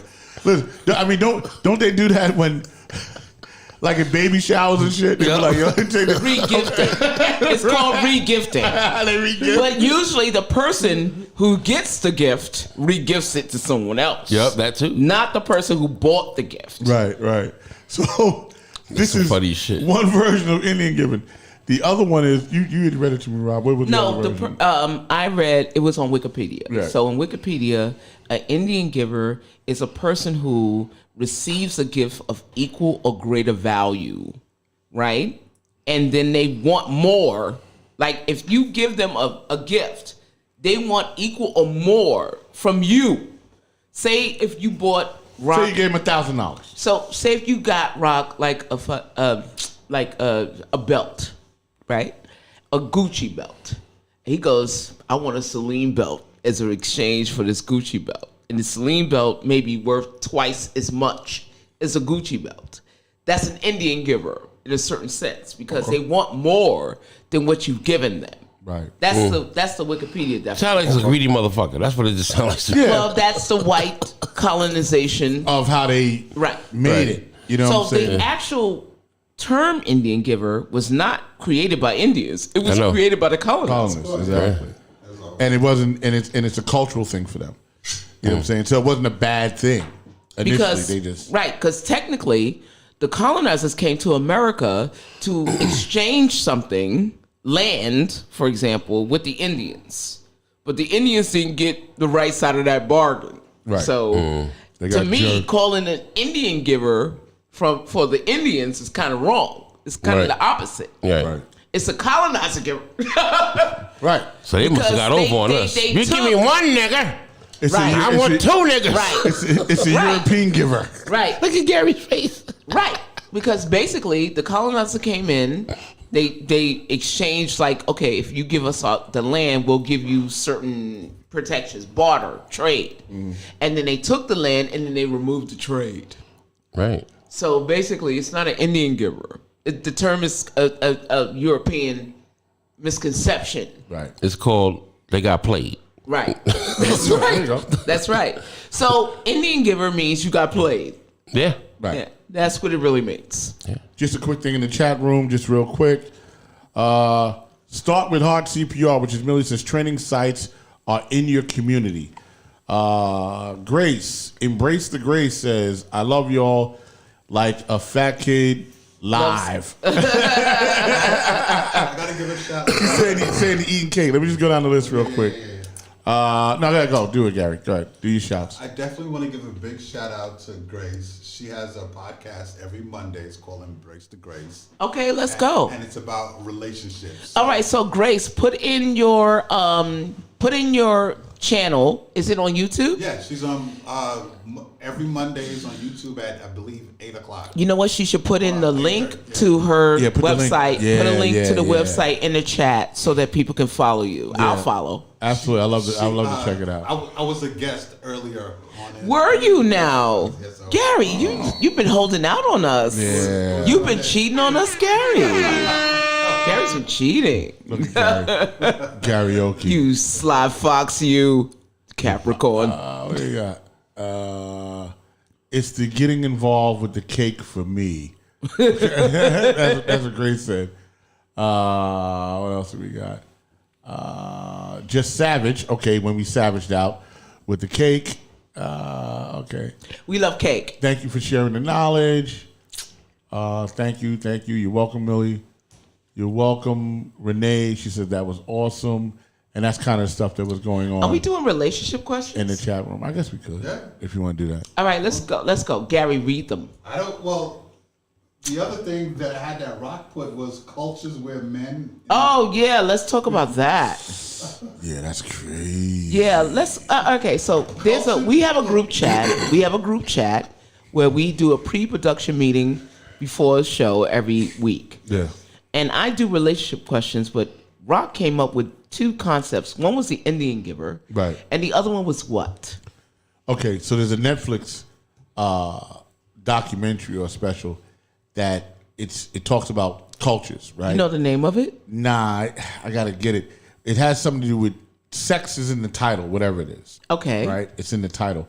So there's a particular culture that if a wife gets pregnant, right, from her husband, then all the men in the village have to have sex with the wife so that the child will be a part of the community. So the sperm is shared. It's like a little pot inside Yes. the vagina. Yes. And the kid eats the sperm? Is that what, like... No, it's just you are contributing to the development of the kid.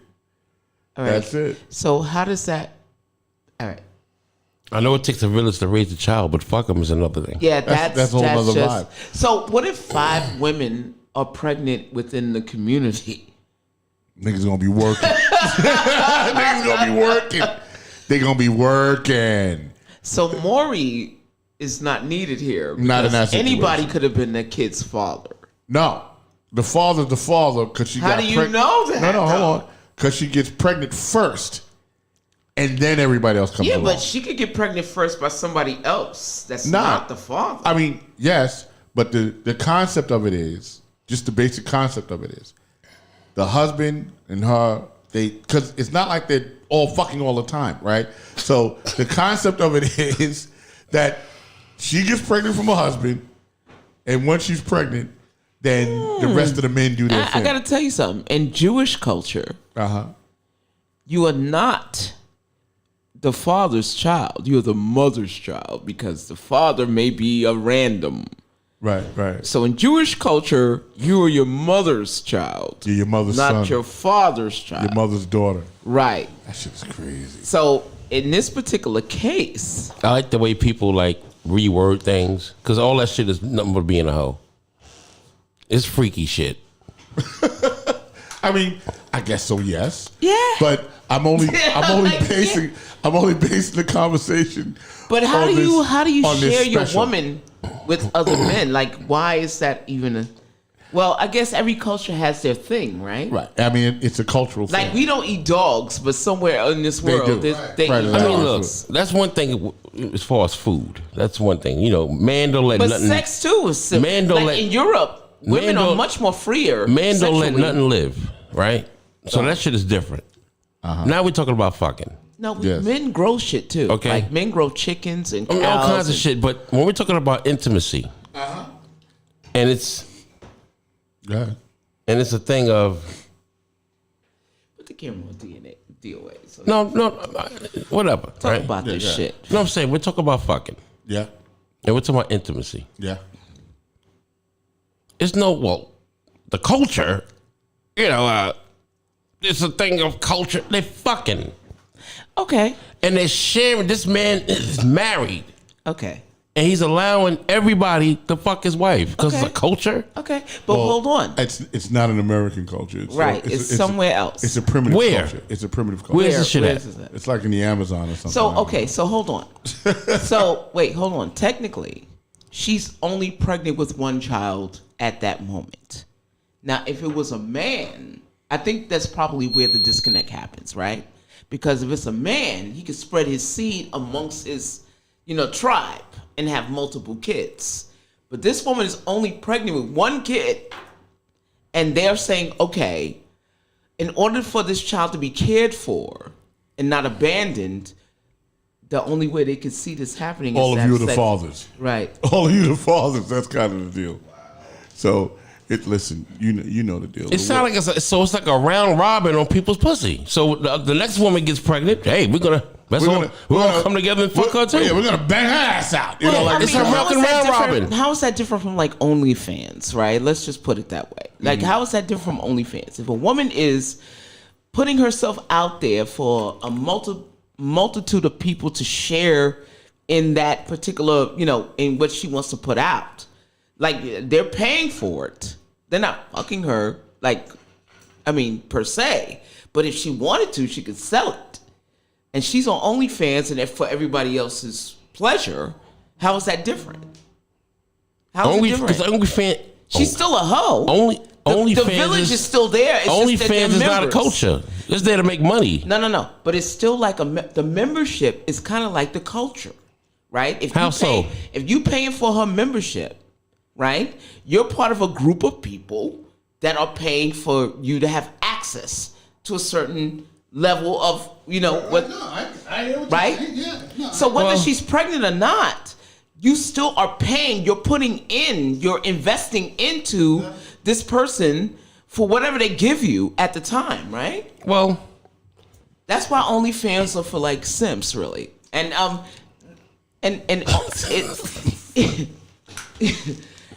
Iggy Azalea. yes, she's doing one. She's doing OnlyFans too, right? So I guess you guys can pay with $1,200 or whatever the fuck you gonna do with your money.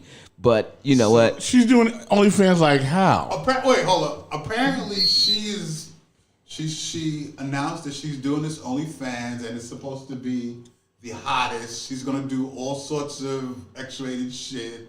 Like she's gonna let it all hang out. Ain't she a singer? Yeah. Well, she was. Well, she was a rapper. She's supposed to be. Well, let's put it this way. What record she made? No, wait, hold on. She is rebranding her. She's rebranding herself. That's the politically right. correct way. So that when her album it. comes out, Yeah. right? This is all promotion for her new album. She'll be really hot. Well, she is hot though. You got to look at her. Yeah, you'll enjoy it. Yeah. But she's rebranding herself so that she can offer content for people to join OnlyFans and enjoy. So you won't really need to buy her album. All you need to do is just pay for her picture. She's not gonna pop no pussy for you, and you ain't gonna get no pussy at all. But she's gonna make some money off your simp ass, and that's it. And that's basically what it is. Yeah, that's kind of wacky. I mean, yeah, okay. But back to the village thing. But it's the same. This is all I'm saying about it, right? And that is, sex is different depending on the culture that you're in, right? Yes. We are brought up in a Puritan society, right? America. When you go to Europe, sex is looked at very differently. Absolutely. When you go to Asia, it's looked at very differently. You know what I'm saying? It doesn't have and this is to the credit of women. Women in Europe, they're having sex at a very young age, could end up with multiple partners or whatever, and they're not looked at as, oh, she's a hoe. That's a U.S. thing. You know what I'm saying? That's a Puritan thing. You know what I'm saying? They say that they're exploring, right? Very rarely are you going to find a woman in Europe that when they got married, that they're a virgin. You know what I'm saying? Like, look, what's the name's wife was like that. What's his name's wife? What's his name's wife? Tiger Woods. Yes. All right, I gotta tell you a secret. She was wilding and cracking in Europe. No, hold on. I gotta tell you a secret. I gotta tell you a secret that you guys don't know, and maybe you do. But by the time the woman is 13, between 13 and 18, she's already had 5 partners. 5. This is a European thing? No, this is a U.S. thing. Okay. This is a universal woman thing. Between 13 and 18, she's had 5 partners average. If she wants to go the whole mile, she can have 10. Right. And these guys that are having sex with these women, well, young girls, are over the age of 25 on average. Right. So she's been ran through before you even get to her. By the time 18 even comes. By the time she gets out of high school, she's been ran through multiple times. Yeah. So the European thing may be out front. But that's kind of the part. Right. But in the U.S., and here's where the real deal happens with, the pedophilia. Right. A lot of these guys that are having sex with these young girls from 13 to 18 should be in jail. Absolutely. Okay? Absolutely. But because in Europe things are different, they have no shame. Here we have shame, right? Correct. Because at a certain age, our brains don't develop, as an adult to make these decisions on who we're going to have sex with, right? So hold on. In America, in order to mitigate underage pregnancies, like back in the days, they used to give their kids to the convents and to the churches and stuff like that because of shame, because of religious, constraints. Right. A lot of people don't understand when a young woman is of age, men are already waiting for her, especially when the parents are not around. Even young boys.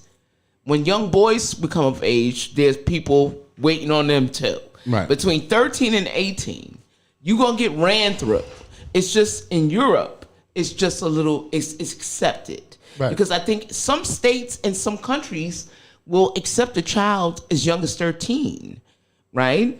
To have sex with. Right. To be married, yeah. Right. So for us in America, because of the Puritan way of living or, the religious constraints, they made it non-acceptable. That's why pedophilia is so rampant. Right. But between 13 and 18, a woman technically has had 5 partners between 13 and 18. Okay. Yeah. Yes, Gary. I just I'm sorry, I had to put a wet blanket on this. Be the SD man, go. No. I just wanted to piggyback a little bit off of what Robin said. I remember when I was in high school, and a lot of the girls in high school, they would brag literally that, oh, my boyfriend's 21, 25, 26. Right. Right? They literally brag about that. So clearly, this wasn't a relationship where, oh, nothing's not happening. You know they're getting, Right. Right. It's going down. Yeah. So I think so. You're absolutely right about what you're saying. Yeah, don't assume that when a girl is of pre or after post-pubescent age. Pubescent means hairless. That's what it means. But men are already looking for her at 13, 14, 15. That's why in Southern cultures, in Black culture, a lot of people go, oh, she's fast. She's a fast girl. Right.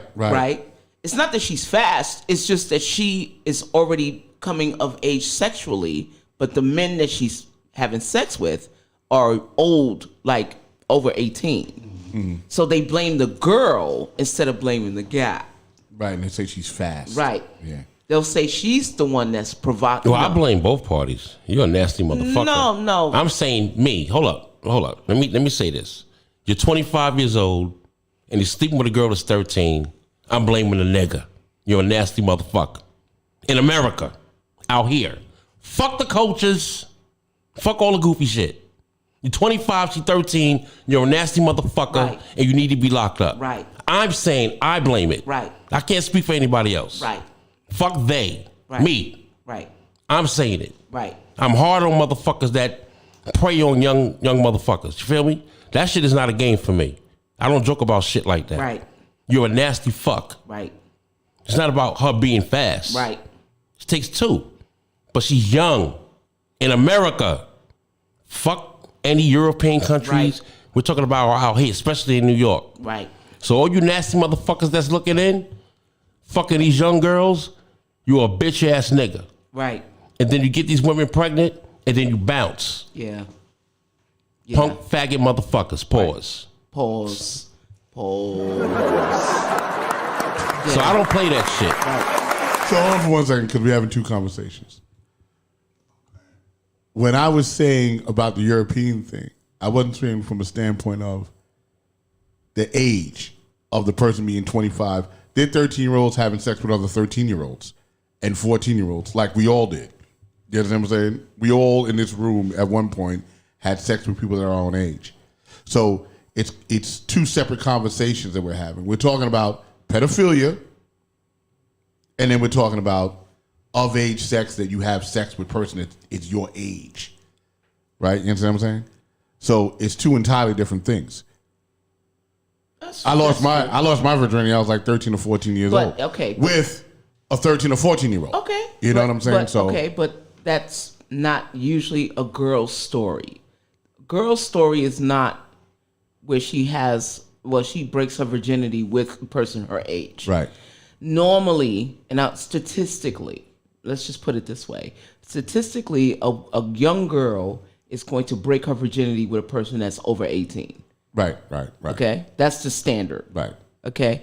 And we talked about the village thing, where the woman who's pregnant has sex with all the men in, like, the village, right? That's how it all started. This is where this conversation... This is where the conversation comes from. Right.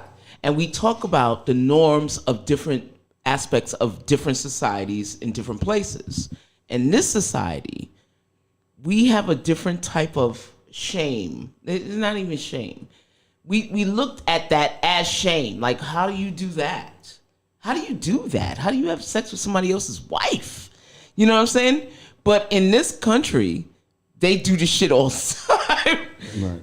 They do it all the time. We just don't talk about it. When we start talking about African Americans or people of color that's from the South, and they're saying she's fast, but they don't look at the man, that's bullshit. Right. I agree. Because real niggas don't play that shit. Right. I agree. I'm tired of motherfuckers letting niggas get away. Oh, she's fast. You got some real niggas like me out here that's not gonna tolerate it. Let me know a nigga for a fact is sleeping with a young chick.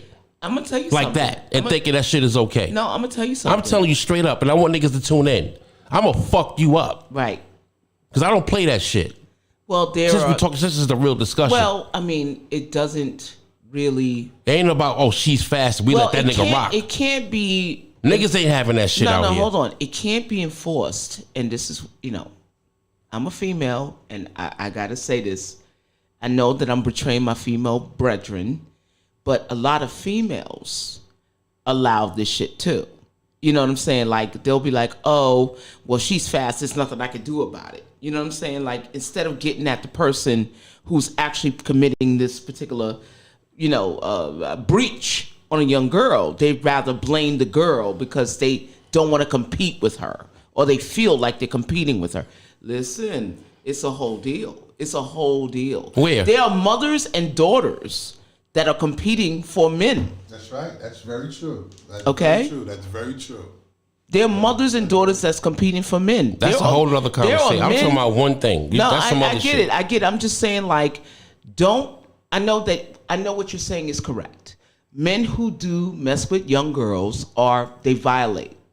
But sometimes women also turn a blind eye to the same thing too. No, I'm not saying that doesn't occur. I'm talking about when you, not you particularly, saying that.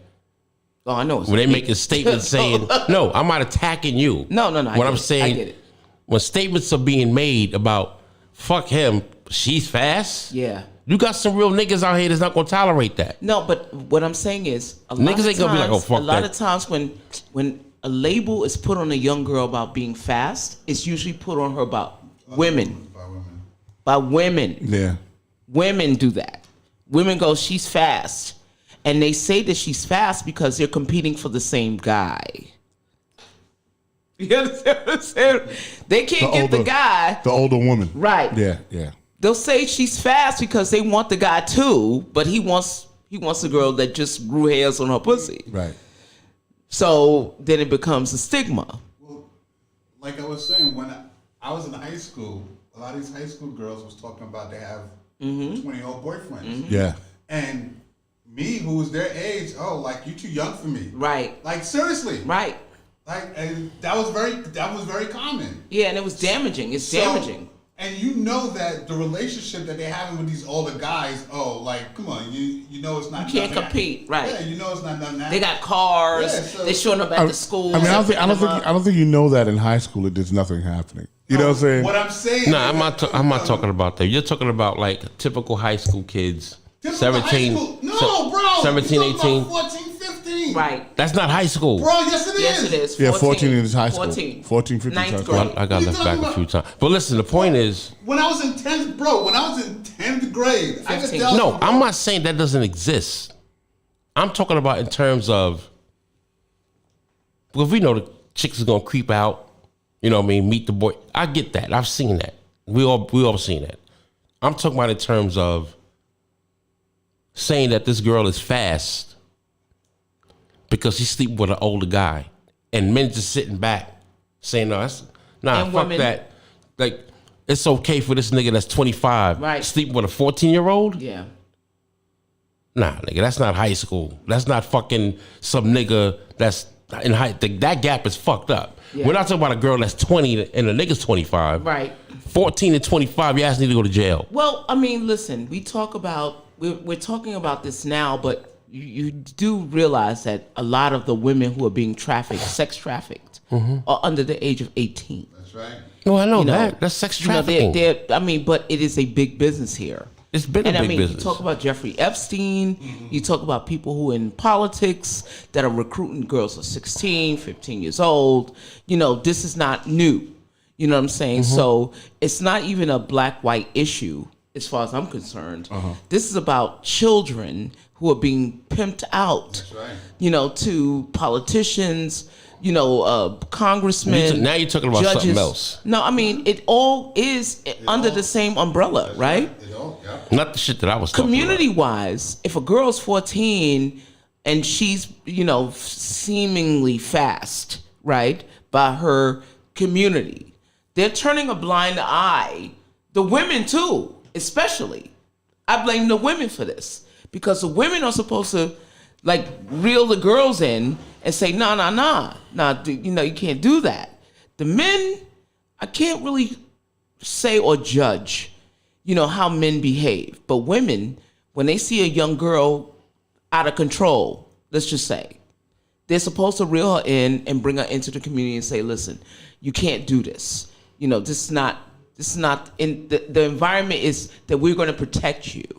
You don't know. Like, for example, a lot of times, let's just put it this way.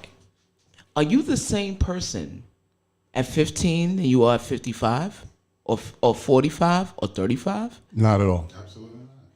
You know when you turn 25 that the shit you did at 15 was kind of crazy. Like, that's fucking bugged out. Like, I can't believe I did that shit. You understand what I'm saying? And there was nobody in your orbit. Instead, they accused you of doing something that you had no control over because you didn't know. And then when you turn 25, 10 years later, you're like, what the fuck was I doing? You know what I'm saying? I think we all had those moments. You know what I'm saying? Like, that's crazy. So, I mean, in my opinion, when we talk about a village, we talk about let's talk about the source. We talk about the pregnant wife. We talk about, how men, have sex with this woman. And then we talk about how women are used in society in general. Right. That's how I'm expanding this. Right. Okay? It's still relevant because the woman is still being used. Okay? Okay? Even if she's pregnant and 8 men are humping on her, she's still being used sexually. Fuck all that shit about the baby. The only one baby's coming out. Right. She's still being exploited sexually. How is that different from a young girl who's being, exploited by general society? I'm just saying. I don't know. Maybe I'm out of order here. But to me, I don't think the woman in this particular case has any say over who humps her. I don't think she has that kind of agency over her. If this is like a community thing and she's being humped on by multiple men, I don't think she's, if this is part of their culture, I don't think the woman is choosing. Well, some of these cultures are very weird where it's that whatever that village Well, then, says, I mean, go. what you're dealing with is, and that happens in religion and in cults and all that shit, where the women are absolutely submissive.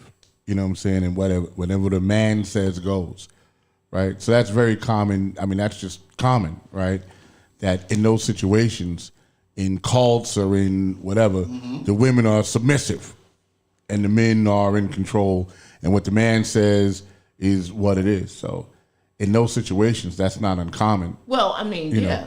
Like with the Mormon shit, right? The Mormon shit, I mean, classic. Yeah, exactly. They got 10 wives, and they are submissive. Yeah. Well, in some African cultures, Exactly. some African cultures, they actually peel the skin off a woman's vagina. Yes. Right? That is correct. Without her consent. To show that she's pure or whatever. Look what they do in China. Or they'll take their clitoris out. Yeah. They'll do that. Yeah. But this is if this is a culture, it's not part of the woman's consent. So that whole thing about the having sex with the woman while she's pregnant may not be of her choice. Right. Absolutely. I'm sure it's not. You know what I mean? I'm sure it's not, but she's accepted it as a I don't state know if of she being. accepted it more than though she's just. Well, I'll say this. I'll say let's watch the Netflix special. You know what we should do? Well, I think the bigger question is that I think because of culture and I guess man set culture, I guess a lot of these women, they basically, I don't know, for lack of a better term, fall in, right? Right. Indoctrinate. Right. So I mean, if it was a woman-led culture, clearly that wouldn't be happening. Right. Am I making sense? Right. Why don't we just get deep into it and question someone that really knows about the culture instead of assuming? Let's do some research. Which culture we talking as about? far as 50 motherfuckers having sex with one pregnant woman. Let's watch the movie. I mean, that's a movie. No. What I'm saying is, as a base, let's watch the Netflix special, and then that'll be And a break it base. down. So what's the name of this movie? I gotta get it for you. I'll get it for you. Because I don't want to assume. No. Because I don't know nothing about that culture. Yeah, I'll get it for you. So there we go. So we can actually watch Yeah, it and he's kind of American. discuss it. He's like, fuck this culture. Yeah. So we can discuss it. You know what I'm saying? Like, I'm American. Fuck this culture. Right. I don't know what the fuck. And then we can actually talk about it because then everyone will have seen the same thing. I don't know if I want to watch that shit. for- That's just crazy. I mean, I'm sure you don't see the active happening, but the concept of it or whatever's going on. I would like to see it because I want to know what the fuck is everybody's mind frame. Like, why would this be acceptable to the husband? Like, the husband be like, yeah, yo, everybody just bang her out. You know what I'm saying? Like, why is it, as much as it is, why is she accepting it? Why is this nigga accepting it? That should sound crazy to me. So I really would like to see what the state of mind is in this thing. So I'm gonna definitely watch it. I'm gonna get it from my man Travis. I'm gonna text him and be like, yo, what's the name of that Netflix joint? Right. So we can check it out. But we've hit the 2-hour mark. We're at 2:03 now. Nice. So you know what I'm saying? So we can punch out. I'm a little tired. And once again, happy birthday, Gary. Happy birthday, Gary. Even though you didn't bring your gifts Yeah, you know, over, I it's all can't- right. You done I don't wanna shouted me waste out this. and you didn't bring it. Hey, you want to I'm take like, this? damn. You like this? Next time, I'm gonna box it I don't up. wanna waste Now, let's box that. I'm gonna box it up and take Yeah, it take with it- me. take Take it home. with you. Gary, enjoy the cake. Enjoy the cake. Enjoy your cake, anime. God damn, you got mad cake. Nigga, you need the shit you got. Right. Put all the Put cake all that in there, bro. And by the way, that's my new bakery. Okay. So that shit was it. That was fluffy. And Yeah, nice. that was it. Yeah, that's That was- nice. yeah, that that was was nice real nice. cake. Yeah, that I was sent you the flyers for next week, Wednesday. What's going on next week, guys? What's coming up? Wednesday, the 18th. Yes. The Capricorn celebration at Maria Davis Mad Wednesdays. And it is the it's the celebration for me, Gary, Chinks, Renee, and there's somebody else that's not on our flyer that she has that they're celebrating their birthday. So that's Wednesday, the 18th. That's when we do it at Mad Wednesdays, which is the Shrine on what avenue was that? Malcolm X Boulevard. No, Adam Clayton Powell. Oh, it is Adam Clayton. Adam I live on Clayton Powell Clayton. in Why am I doing that?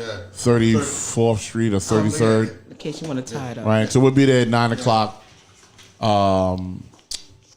doing the Capricorn celebration. Nice. Boardwalk Global Media Party.